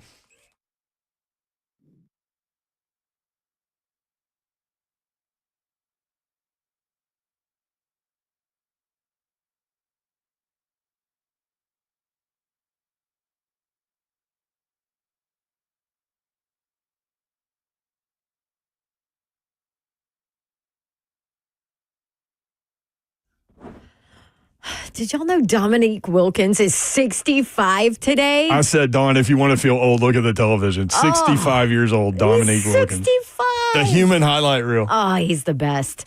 You know who else is the best? Loan Pronto. Don't go through another year with all that high interest debt you have. Let Loan Pronto go ahead and wipe it all out now with a rapid equity loan. Makes it easy to pay off all of your credit cards or tackle that home improvement project you want. Get cash in your pocket fast with no appraisals, no paperwork, no waiting. Loan Pronto's AI-driven technology gets you approved and funded in as little as 1 day. They have all these examples of what clients have done with Loan Pronto. We got money out and used it with the equity of our home and used it to do a backyard project. It was awesome. It was super easy. One client got $150,000 approved in under 24 hours, paid off all their credit cards, 2 cars, a personal loan, and on top of it, they're now saving over $1,500 per month. Low fixed rates, lightning fast transfers. Go ahead and call Loan Pronto. Let them help you now. 615-499-5780. You can visit loanpronto.com and get your free quote with no hard credit pull. 615-499-5780. That's loanpronto.com. Equal housing lender, NMLS 1661781. Subject to lender approval, NMLSconsumeraccess.org.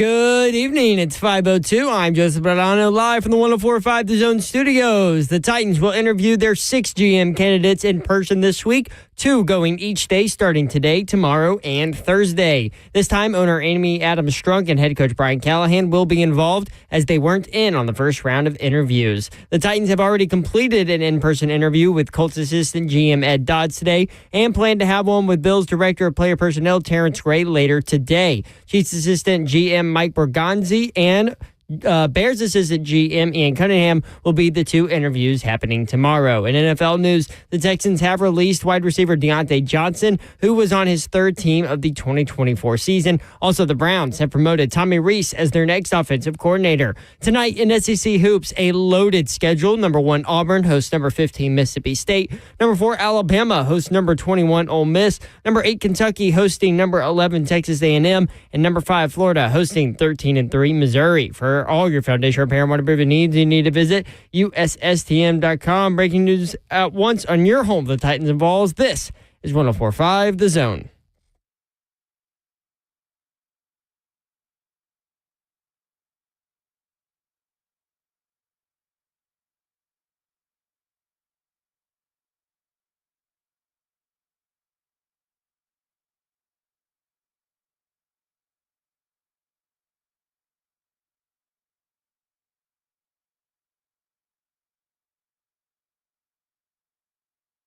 HL 104.5 The Zone. Brent Doherty with you on a beautiful evening in the Music City. Hope you're having a great Tuesday. Man, we're almost to hump day already. Right, Babs? I'm not doing it. But yeah, happy Tuesday. Isn't it amazing how quickly these weeks go by? Someone's got to do the hump day thing tomorrow. Slay's here. Yeah, Slay's here. Slay's here. Okay, I was thinking it was like last week, right? No, he's calling a game tonight. Oh, okay, cool. Tonight, right? Yeah, that's right. Yeah. Auburn. Yeah. He's calling the Auburn game? I think so. I'm going to watch that. This is where I am. Me I thought too. he was at the SEC Network. Oh, yeah, you're going to watch it. Look at Slay calling the number 1 team in the country. That's right. Janai Broom had a little scare the other day. Just a little ankle sprain. But, man, it rolled. Did you see that? It rolled. Janai Broom's ankle, like the round part on the outside of your ankle, like hit the floor. Everybody thought it was broken. Yeah, while his foot was still like flat. It reminded me of my brother when he dislocated his ankle. Yeah. In a movie that you never looked saw? like, no, that was in real life. Unfortunately, I did see it. We'll get back to the question in just a little bit. Appreciate all the participation. All lines are loaded, so we will go back to the phones. Again, the question, give us your top 2 quarterbacks for the Titans to start in 2025. Just having a little fun today. Ohio State, Texas, top 20 million viewers, which may not mean anything to y'all until I give you some other numbers with other events and other sports. Most watched Cotton Bowl ever. Top Friday television program since Christmas 2020. Like out of all shows. Wow. 2024 NBA Finals averaged, okay, Ohio State, Texas, over 20 million viewers. The NBA Finals average, keep in mind, college football semifinal, NBA premier event of their sport, 11.3 million. How about Almost that? Doubled it. 2024 World Series averaged. Wow. Zeph loves this one. I love baseball too. 15.8 million viewers. Wow. That surprises me. Stanley Cup averaged 8.8 million viewers. The Super Bowl, 123.7 million viewers. Jeez. Super Bowl just dominates everything. Now, if you want to go... You also have to remember it's not just a sporting event. Yeah, it's an event. It's an event. If you want to go back to the halftime and the semifinal round of the NFL to compare apples to apples versus college football. So again, Ohio State, Texas, way more viewers than the NBA Finals, the World Series, Stanley Cup.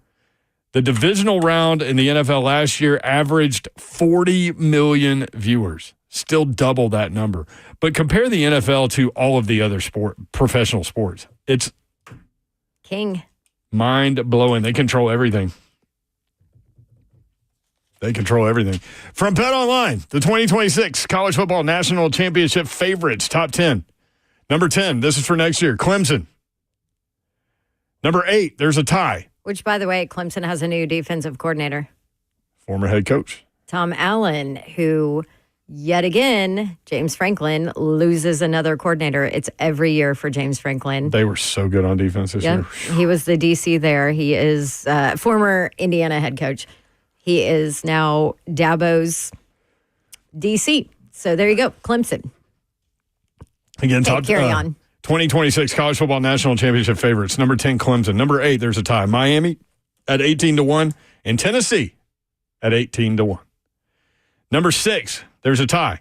Notre Dame 16-1, Alabama 16-1. And you're going to have different quarterbacks at all these places. Except for Tennessee. Yeah. Number 5, and Clemson, I guess. Mm-hmm. Klubnik's coming back, right? I think so. Yeah. Number 5, Penn State, 10-1. Number 4, Oregon, 7-1. Is that where yours is going to be? Somewhere. Supposedly he has a $6 million offer to get in the portal. Would you not do that? Of course I would. It would be a no-brainer to me. Mm-hmm. Plus, there's no telling where he's going to go in the NFL. Not one or two. His scouting report is pretty It's going to dismal. get chopped up. I know y'all like a lot of people just look at production, but it's going to get chopped up from what we hear. Number 4, Oregon. Number 2, there's a tie. Ohio State 11-2, and Georgia 11-2. The favorite to win it all next year, Arch Manning and the Texas Longhorns. 9-2. 615-737-1045. Again, going back to give us your top 2 quarterbacks for the Titans to start in 2025. If they take one, I'm for Cam Ward. I know that there are people that say that he doesn't fit Cowie's system, but I just think the upside with that guy, he honestly reminds me of Mac, and I hate to say that, but he does. Steve McNair. Steve McNair. I like Shedeur Sanders too. It's just an odd year where a lot of people are saying neither one of these guys have a technically have a first round grade. But as Coach Mack always says, there's a draft and a quarterback draft. There are also some bridge guys that we threw out there. If you want to go that route, Kirk Cousins, Justin Fields, Russell Wilson, Derek Carr, Daniel Jones, Aaron Rodgers, Sam Darnold, Will Levis as a bridge guy in 2025. Steve said Mac Jones. Several people said Jameis Winston. 615-737-1045. Chris in Manchester. Chris, what's up? What's going on, y'all? I try to get through to y'all all the time and can't get through. So I'm glad Well, y'all you're got me through on. now. Hey, Chris, as you say that, people are calling and getting busy signal right now because we got no lines open. I got it 4 times before I got through. There what you y'all go. talking about? There you go. All right, I got one. I got 2 for y'all. I'm going to do the stick and pick, and it would be Cam Ward like you. But here's what I want to happen. Deion's going to get hired with the Cowboys. We're going to trade the number 1 pick to the Cowboys for Dak Prescott and their number 1 pick for this year and their number 1 pick for next year.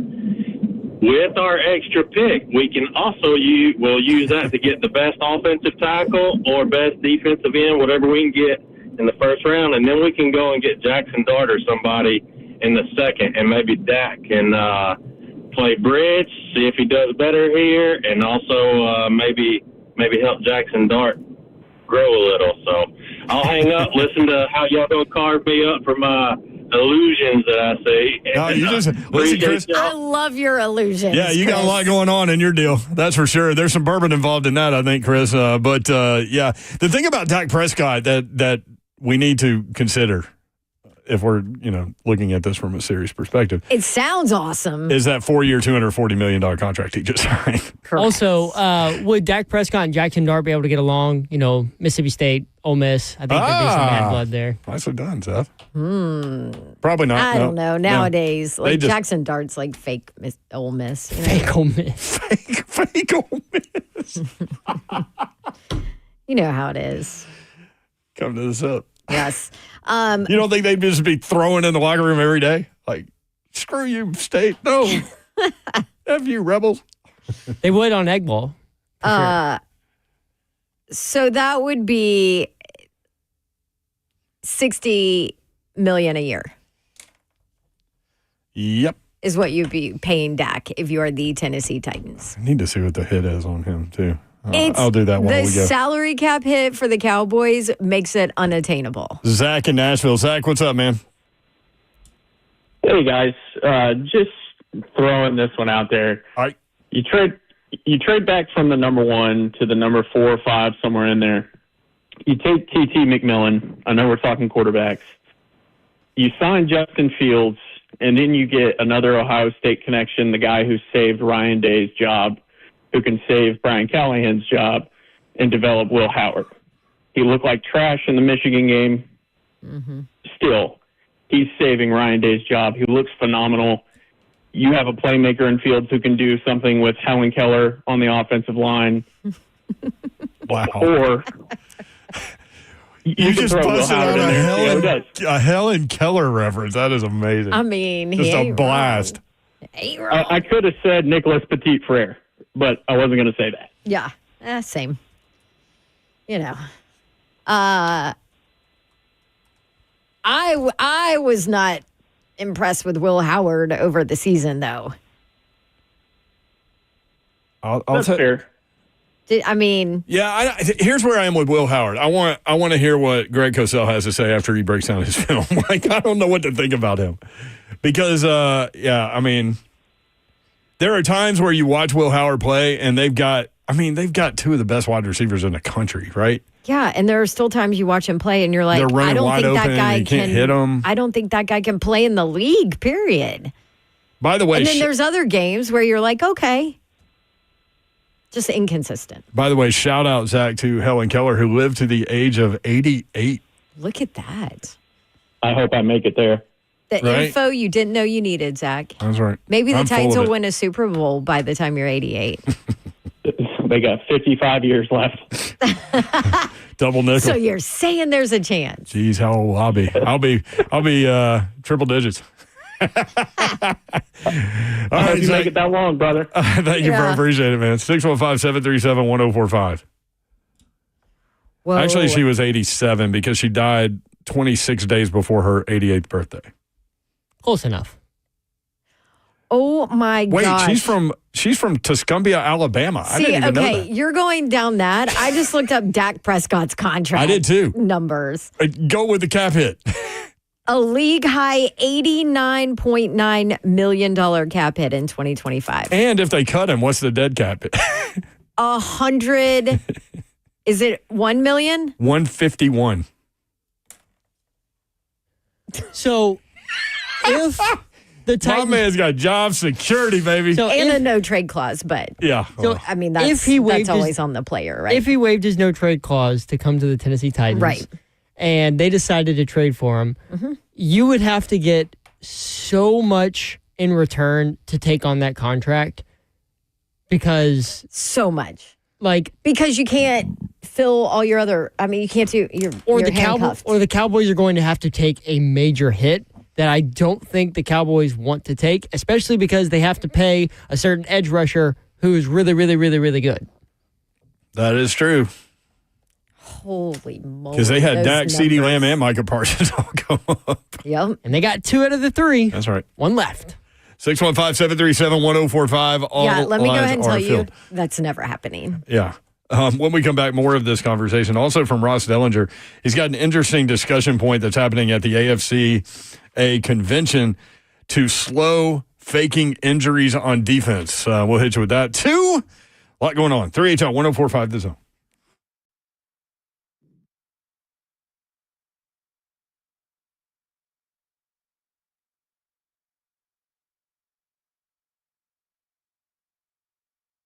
All right, sometimes it's time to upgrade the things you have in your home. Your windows and your doors. Maybe that's you. That was me. I called Pella Windows and Doors of Nashville. Actually went to their showroom in Franklin, 277 Mallory Station Road in Franklin, and looked at all their windows and doors and actually had a ball in there, by the way, because you could pull out different windows, try them with different frames, push them back into the wall, pull out a different door. I mean, it's awesome. If you're in need of new windows and doors, especially maybe you notice because of the cold that your windows aren't doing their job, call Pella Windows and Doors of Nashville or stop by that showroom, or you can stop by their showroom in Hendersonville, 256 East Main Street. They have 2 locations now, and they're the absolute best. Pella Windows and Doors of Nashville will give you the Dawn deal, 50% off qualifying installations and no money down, no interest, no payments for 12 full months. Give them a call. Tell them I sent you. Get that deal. 615-249-1910 or schedule your free consultation online, PellaNashville.com.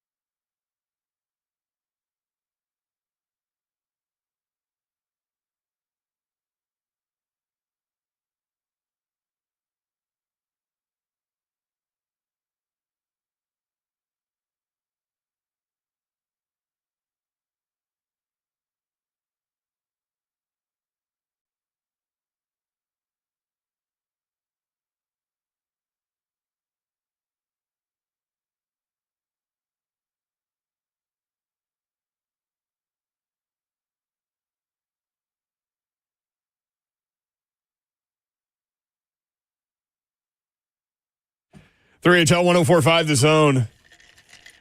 Any of you guys watch this indoor golf thing with the simulator last week? I didn't watch it, but I heard it was awesome. What are you doing over there? Sorry, I have a piece of ice in my mouth. Tiger Woods, it's going on tonight, 6 o'clock. Tiger Woods is playing. Did you watch it last week? I did not. I might check it out, though. Did you watch it? I did not, but my dad sent it to me and said that it looked actually pretty interesting. Pretty cool, yeah. Now, there's something else at 6 o'clock. Big Sleigh Dog will be on the broadcast. Number 15, Mississippi State at number 1, Auburn. 6 o'clock, SEC Network. Sleigh Dog on the desk. With my old football play-by-play guy, John Schriffen. So it's Schriff and Slay. Schriff and Slay tonight on SEC Network. Ooh. Slay is going to be hype, man. That's going to be a good environment for him. Oh, the jungle. You know what awesome. I mean? Yeah. He's already hype. He sent us a video. Yes, He's already ready. That's what made me think of it. I know. I texted Mr. Babs and said, hey, Slay's calling the Auburn game tonight, so put it on for Hads starting at 6 for baby Babs. And he said, oh, great. You can watch it in the bedroom while the Hoosiers play in the living room. You told me. To which I said, you've never even sat on your couch and watched that television, right? So he can have the living room, right? well, but I mean, I always stand or I'm doing other stuff while I'm watching. But no. I said, who's the better team? The better team gets the living room TV. Oh, okay. Yeah, that makes sense. Yeah. Yeah, that doesn't make sense. And my basketball team is way better than his basketball team. So, Hoosiers are a mess. But he is there Right. already. I won't be there. And you so- won't be there until like 6:30. Yeah. Or 6:25. And then, That's all right. yeah, and then all hell will break loose. 615-737-1045. Give us your top 2 quarterbacks for the Titans to start in 2025. It's been a fun conversation. Appreciate all you guys chiming in. Let's go Alonzo in North Carolina. Alonzo, what's up? Hey, how y'all doing tonight? Hey, Alonzo, man. What's happening? Hey, listen, I'm sick and tired of people keep saying to trade out of the first round. No, get you a freaking quarterback. That's what we need in Cam Ward. Cam Ward. And to be safe, go get Andy Dalton. He knows how to play the background.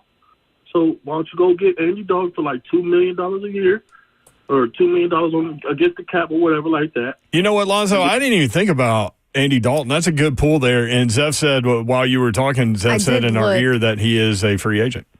Andy Dalton is? No, he's not. I think he is. No. Unless I looked at the wrong list. Nope, he signed a 2-year deal with the Panthers. Oh, my bad. I looked at the wrong list. I must have been looking at 2026. Yes, he's 2026. He'll be a free agent. So 2025 is the second year, I think, of his deal with the Panthers, right? All right, Alonzo. I'm pretty sure. But you got anybody else? Alonzo, and obviously Dalton knows Callie. Yeah, that's true. So, listen, this is why.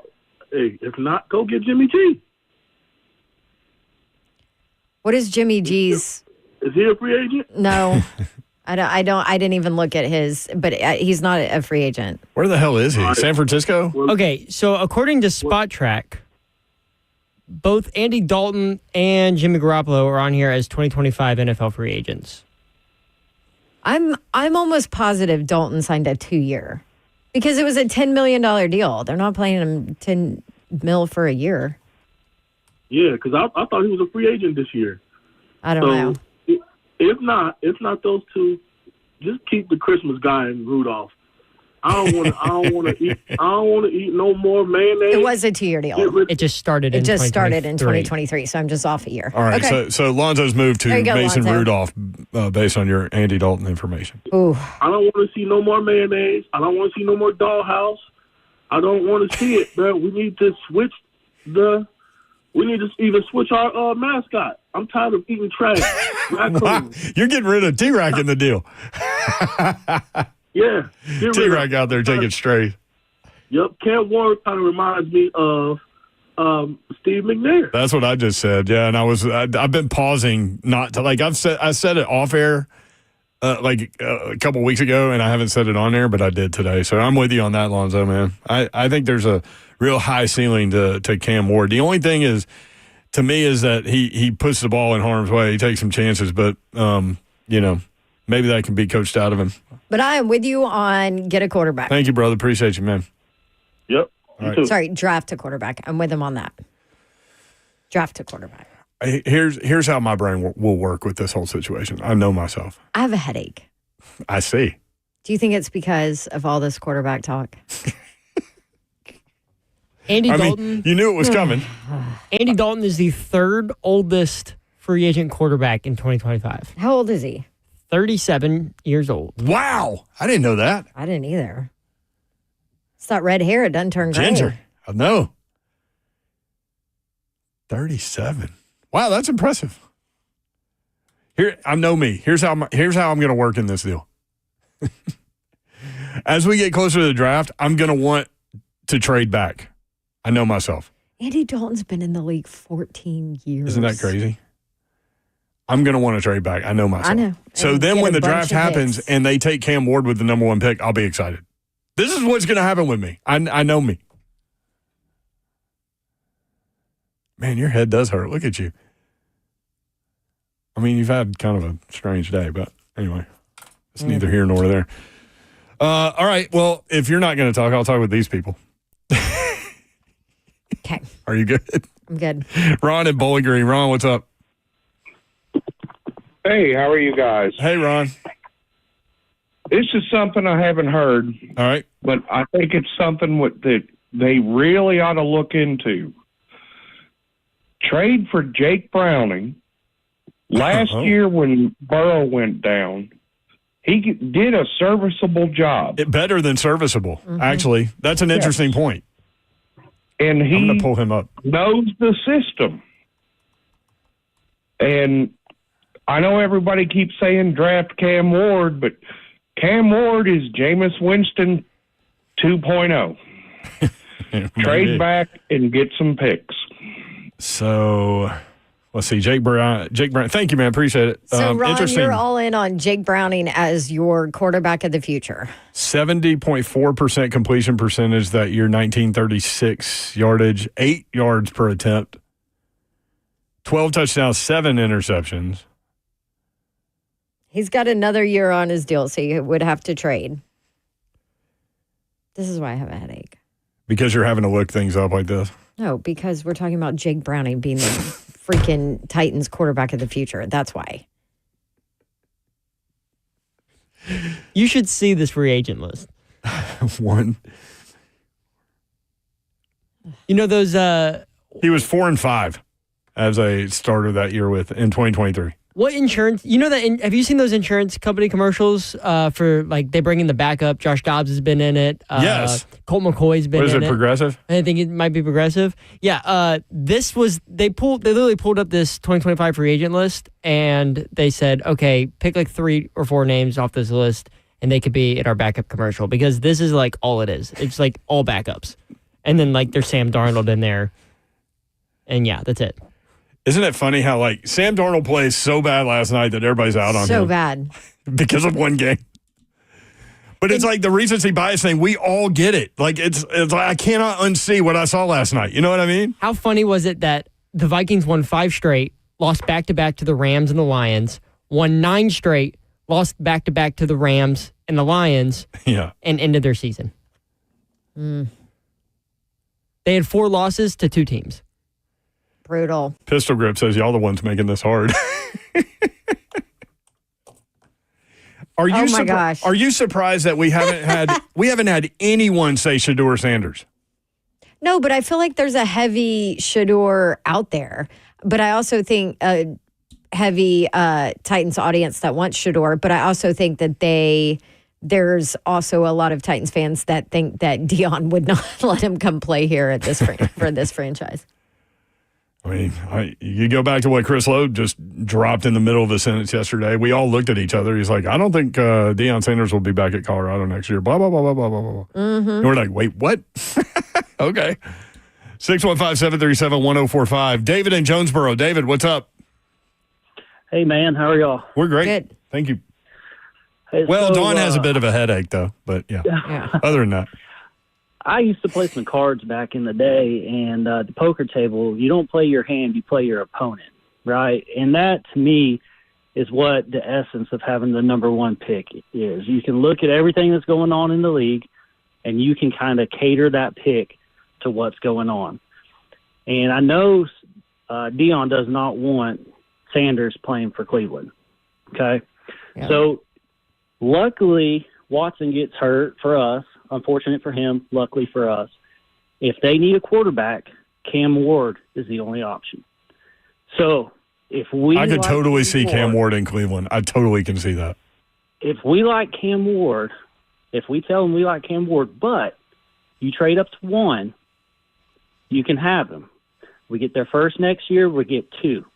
Okay? We're sitting there with Shador. We got a trade down. We got a rookie quarterback. Okay? At this point, if Dion goes to Dallas, you're sitting there holding the whole deck of cards because either they trade the farm for him, 4 first-round picks from Dallas, or he goes to the division rival Giants, or you take him. So you play that opponent, and you control the draft as you go down.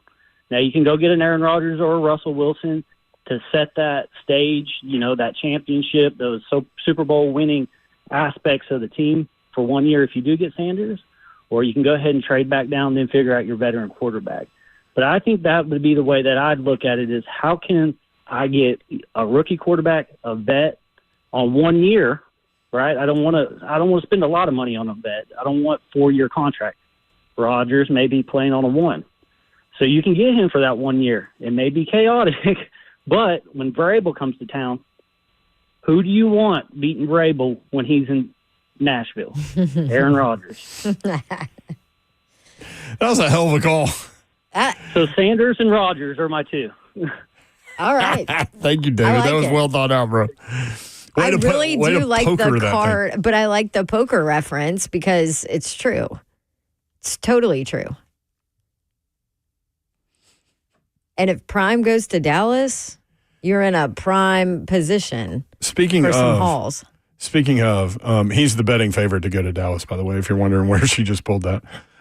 Jason Witten's number 2. How long before the Titans kind of let everyone know they're in the market for a quarterback? Because even if they're not, they have to be. They have to put it out there.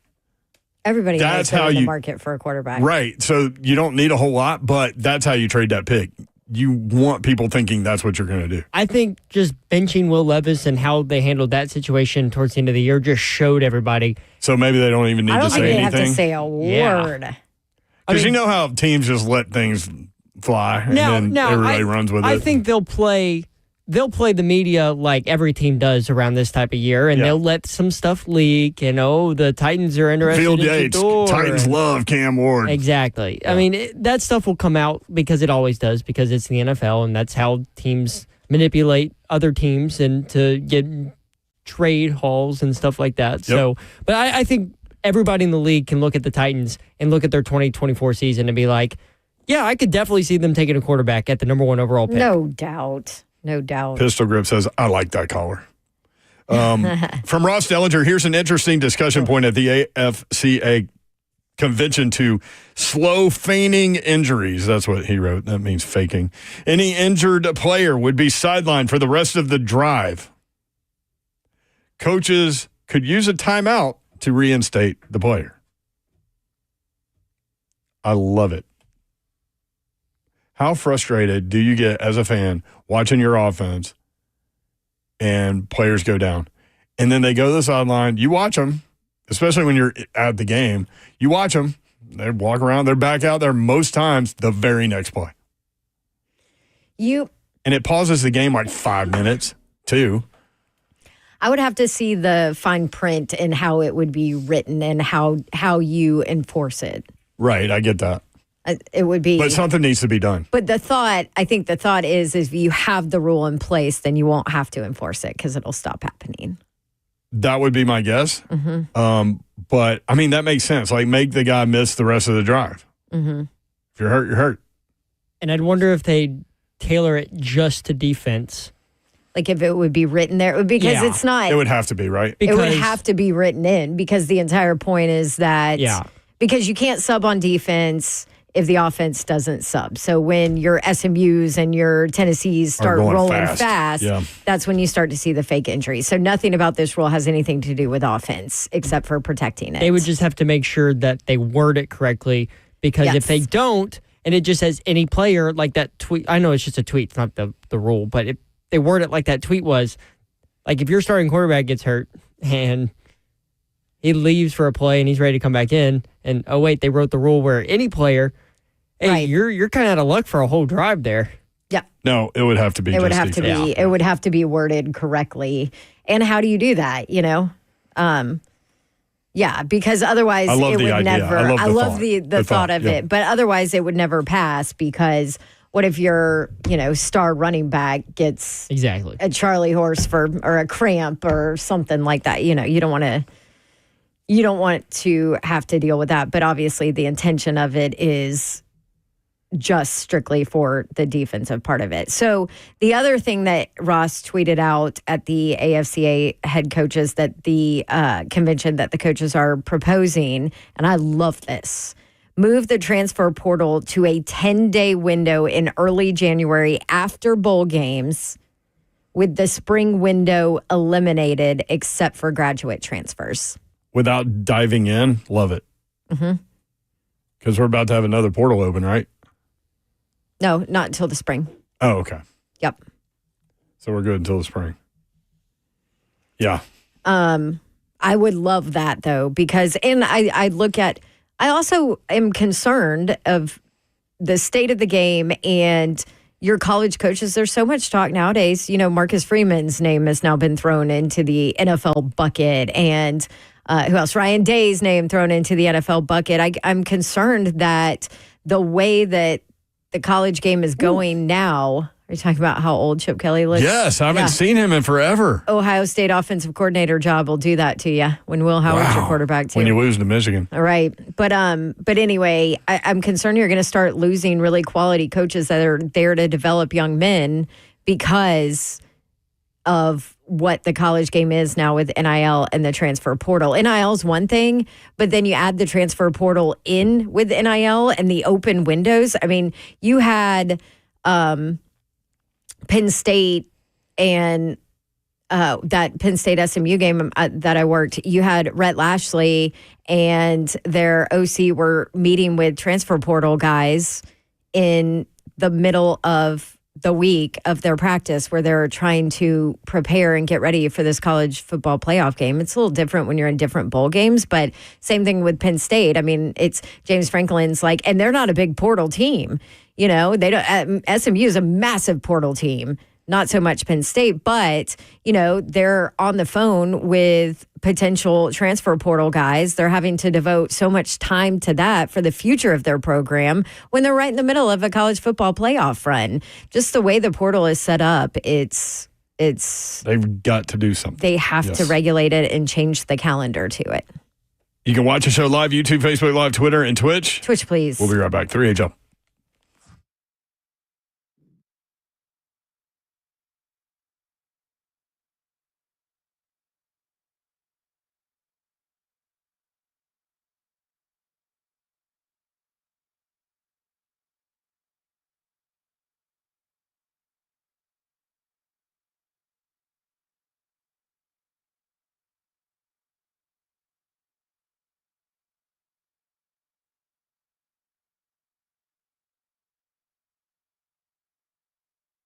All right, guys, I'm talking to you right now. I got a question for you. How are things going in the bedroom? You know what I mean? Are you happy? Is your partner happy? Are you noticing some differences? A lack of desire, energy, performance issues? Well, did you know that half of all men would struggle with erectile dysfunction at some point in their lives? Half. That doesn't have to be your normal. Nope. This is where GameDayMen'sHealth.com, they come in. Listen. The issues can be caused by any number of things. When we're talking about ED, now, it could be testosterone, could be something else. Bottom line, you don't know until you see Game Day. And here's the best part, your consultation and lab work to find out your numbers, completely free. It's the easiest thing in the world to request an appointment. I've done it multiple times. You got 10 seconds where you can do it. Grab your phone, go to GameDayMen'sHealth.com. At the top of the page, click Book Appointment. pull up one of the locations in Green Hills or Hendersonville, and that's it. That's all you need. Get to it. 15 minutes, you'll have your lab results back. You'll meet with a medical expert that specializes in testosterone, sexual health, and erectile dysfunction, and receive a tailored solution for your needs. If you decide to move forward, all good, man. It's time. GameDayMen'sHealth.com. Get in the game.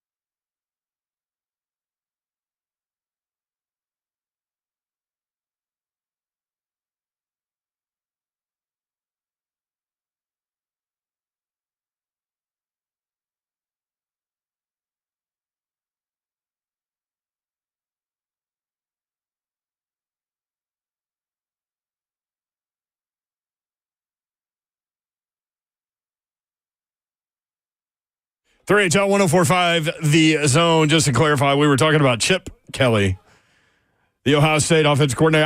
I don't know why I haven't seen him this season. Like, or you see him, but he had a visor or maybe that headset on or whatever. But yeah, he's aged.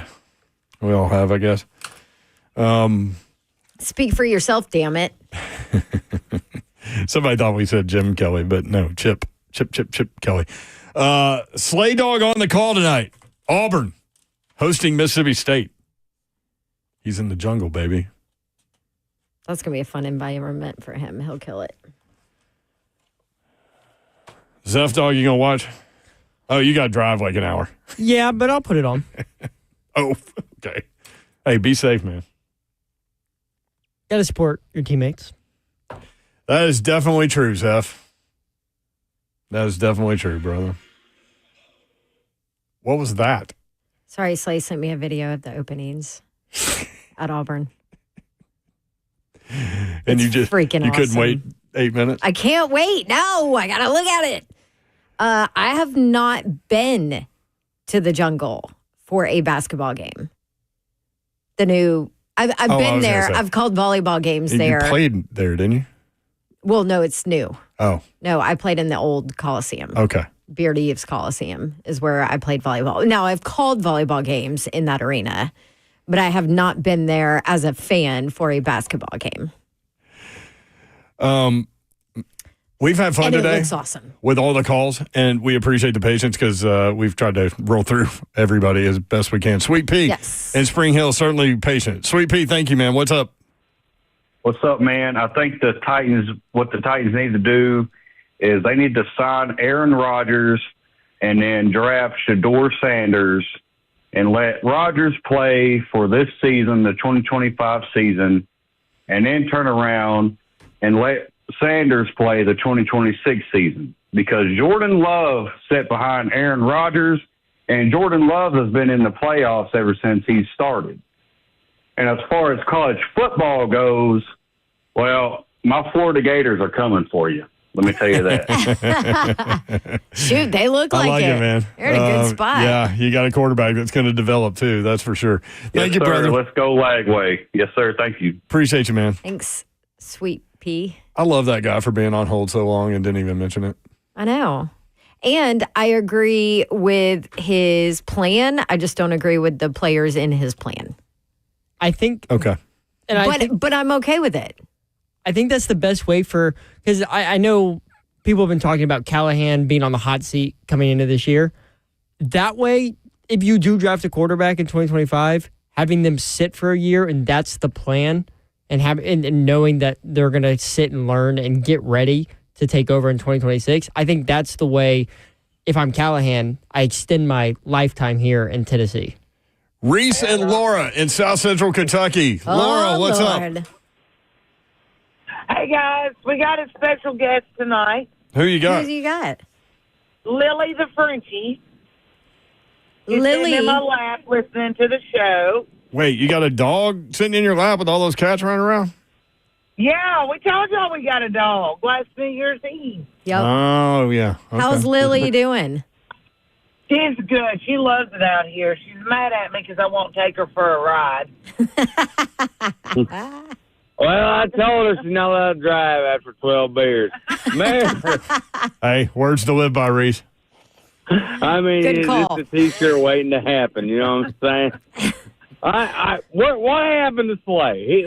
Since when did the SEC network become more important? He's calling the Auburn game tonight. It actually tips off in about 8 minutes, and you need to watch the beginning of the game. We were told to watch the beginning. Well, we're going to watch till 7, and then we got to go to bed. That's okay. Me too. Wow. Okay. So, Slay was right, though. He got me. I was all excited for the Texas game, and then he got me nervous about it, so I put $50 on it. Then I cashed out at 40, and then they were up by 7, and then the other team hit a 3, and I ended up getting my $40, and I would have lost all of it. Oh, man. Yeah. So, What? They're there? No, I know. I had something. Oh, yes. So, I don't know. we were going to call you. Slay was on the SEC network, right? Oh, Sorry, I forgot where I was going there for a minute. We've been on hold for a minute. Are you with me? We're with you, Reese. Okay. So, we're at our local brewery there, the White Squirrel Brewery. And Big Slay's on the SEC network. So Laura goes on Saturday. So Laura goes over and takes his picture. She gets all excited, and she takes his picture and sends it to Big Slay. She sends Big Slay, right? Yeah. Well, the guy next to us is like, man, your wife is really all into this, like, slay thing. And I said, first off, sir, that is big slay to you. I said, do you understand me? And he just looks at me, and he's like, I'm just saying your wife's all into some other guy. And I said, well, obviously you must be a Kentucky Wildcat fan. He said, I am. Well, and he said, how'd you know that? And I said, because you are obviously not secure and confident enough in yourself to allow your wife to have a friend of the other gender. So then I go outside, and I'm smoking a cigarette, drinking a beer outside the back of this White Squirrel Brewery, right? Well, there's a cat in the middle of the road, an orange cat. You have another cat? No, I don't. But I ran out and rescued this cat from the middle of the road. Okay. And I got it, and a cop rolled by, and I said, I got the cat, just cat. Ignore the beer, it's just cat. And so I got the cat, and I go back right behind the back door to the bar, and then like 3 minutes later, this lady frantically starts yelling, Frisky, Frisky, Frisky. And I said, no, I believe you mean that slay Frisky to you. Oh, my gosh. We're guessing today. You just got played off, Reese. Yeah, we got to run. Oh, all right. Well, anyhow, we'll catch back up with you Monday. This was some really cool stuff. But all right, we love y'all. Good old Rocky Top.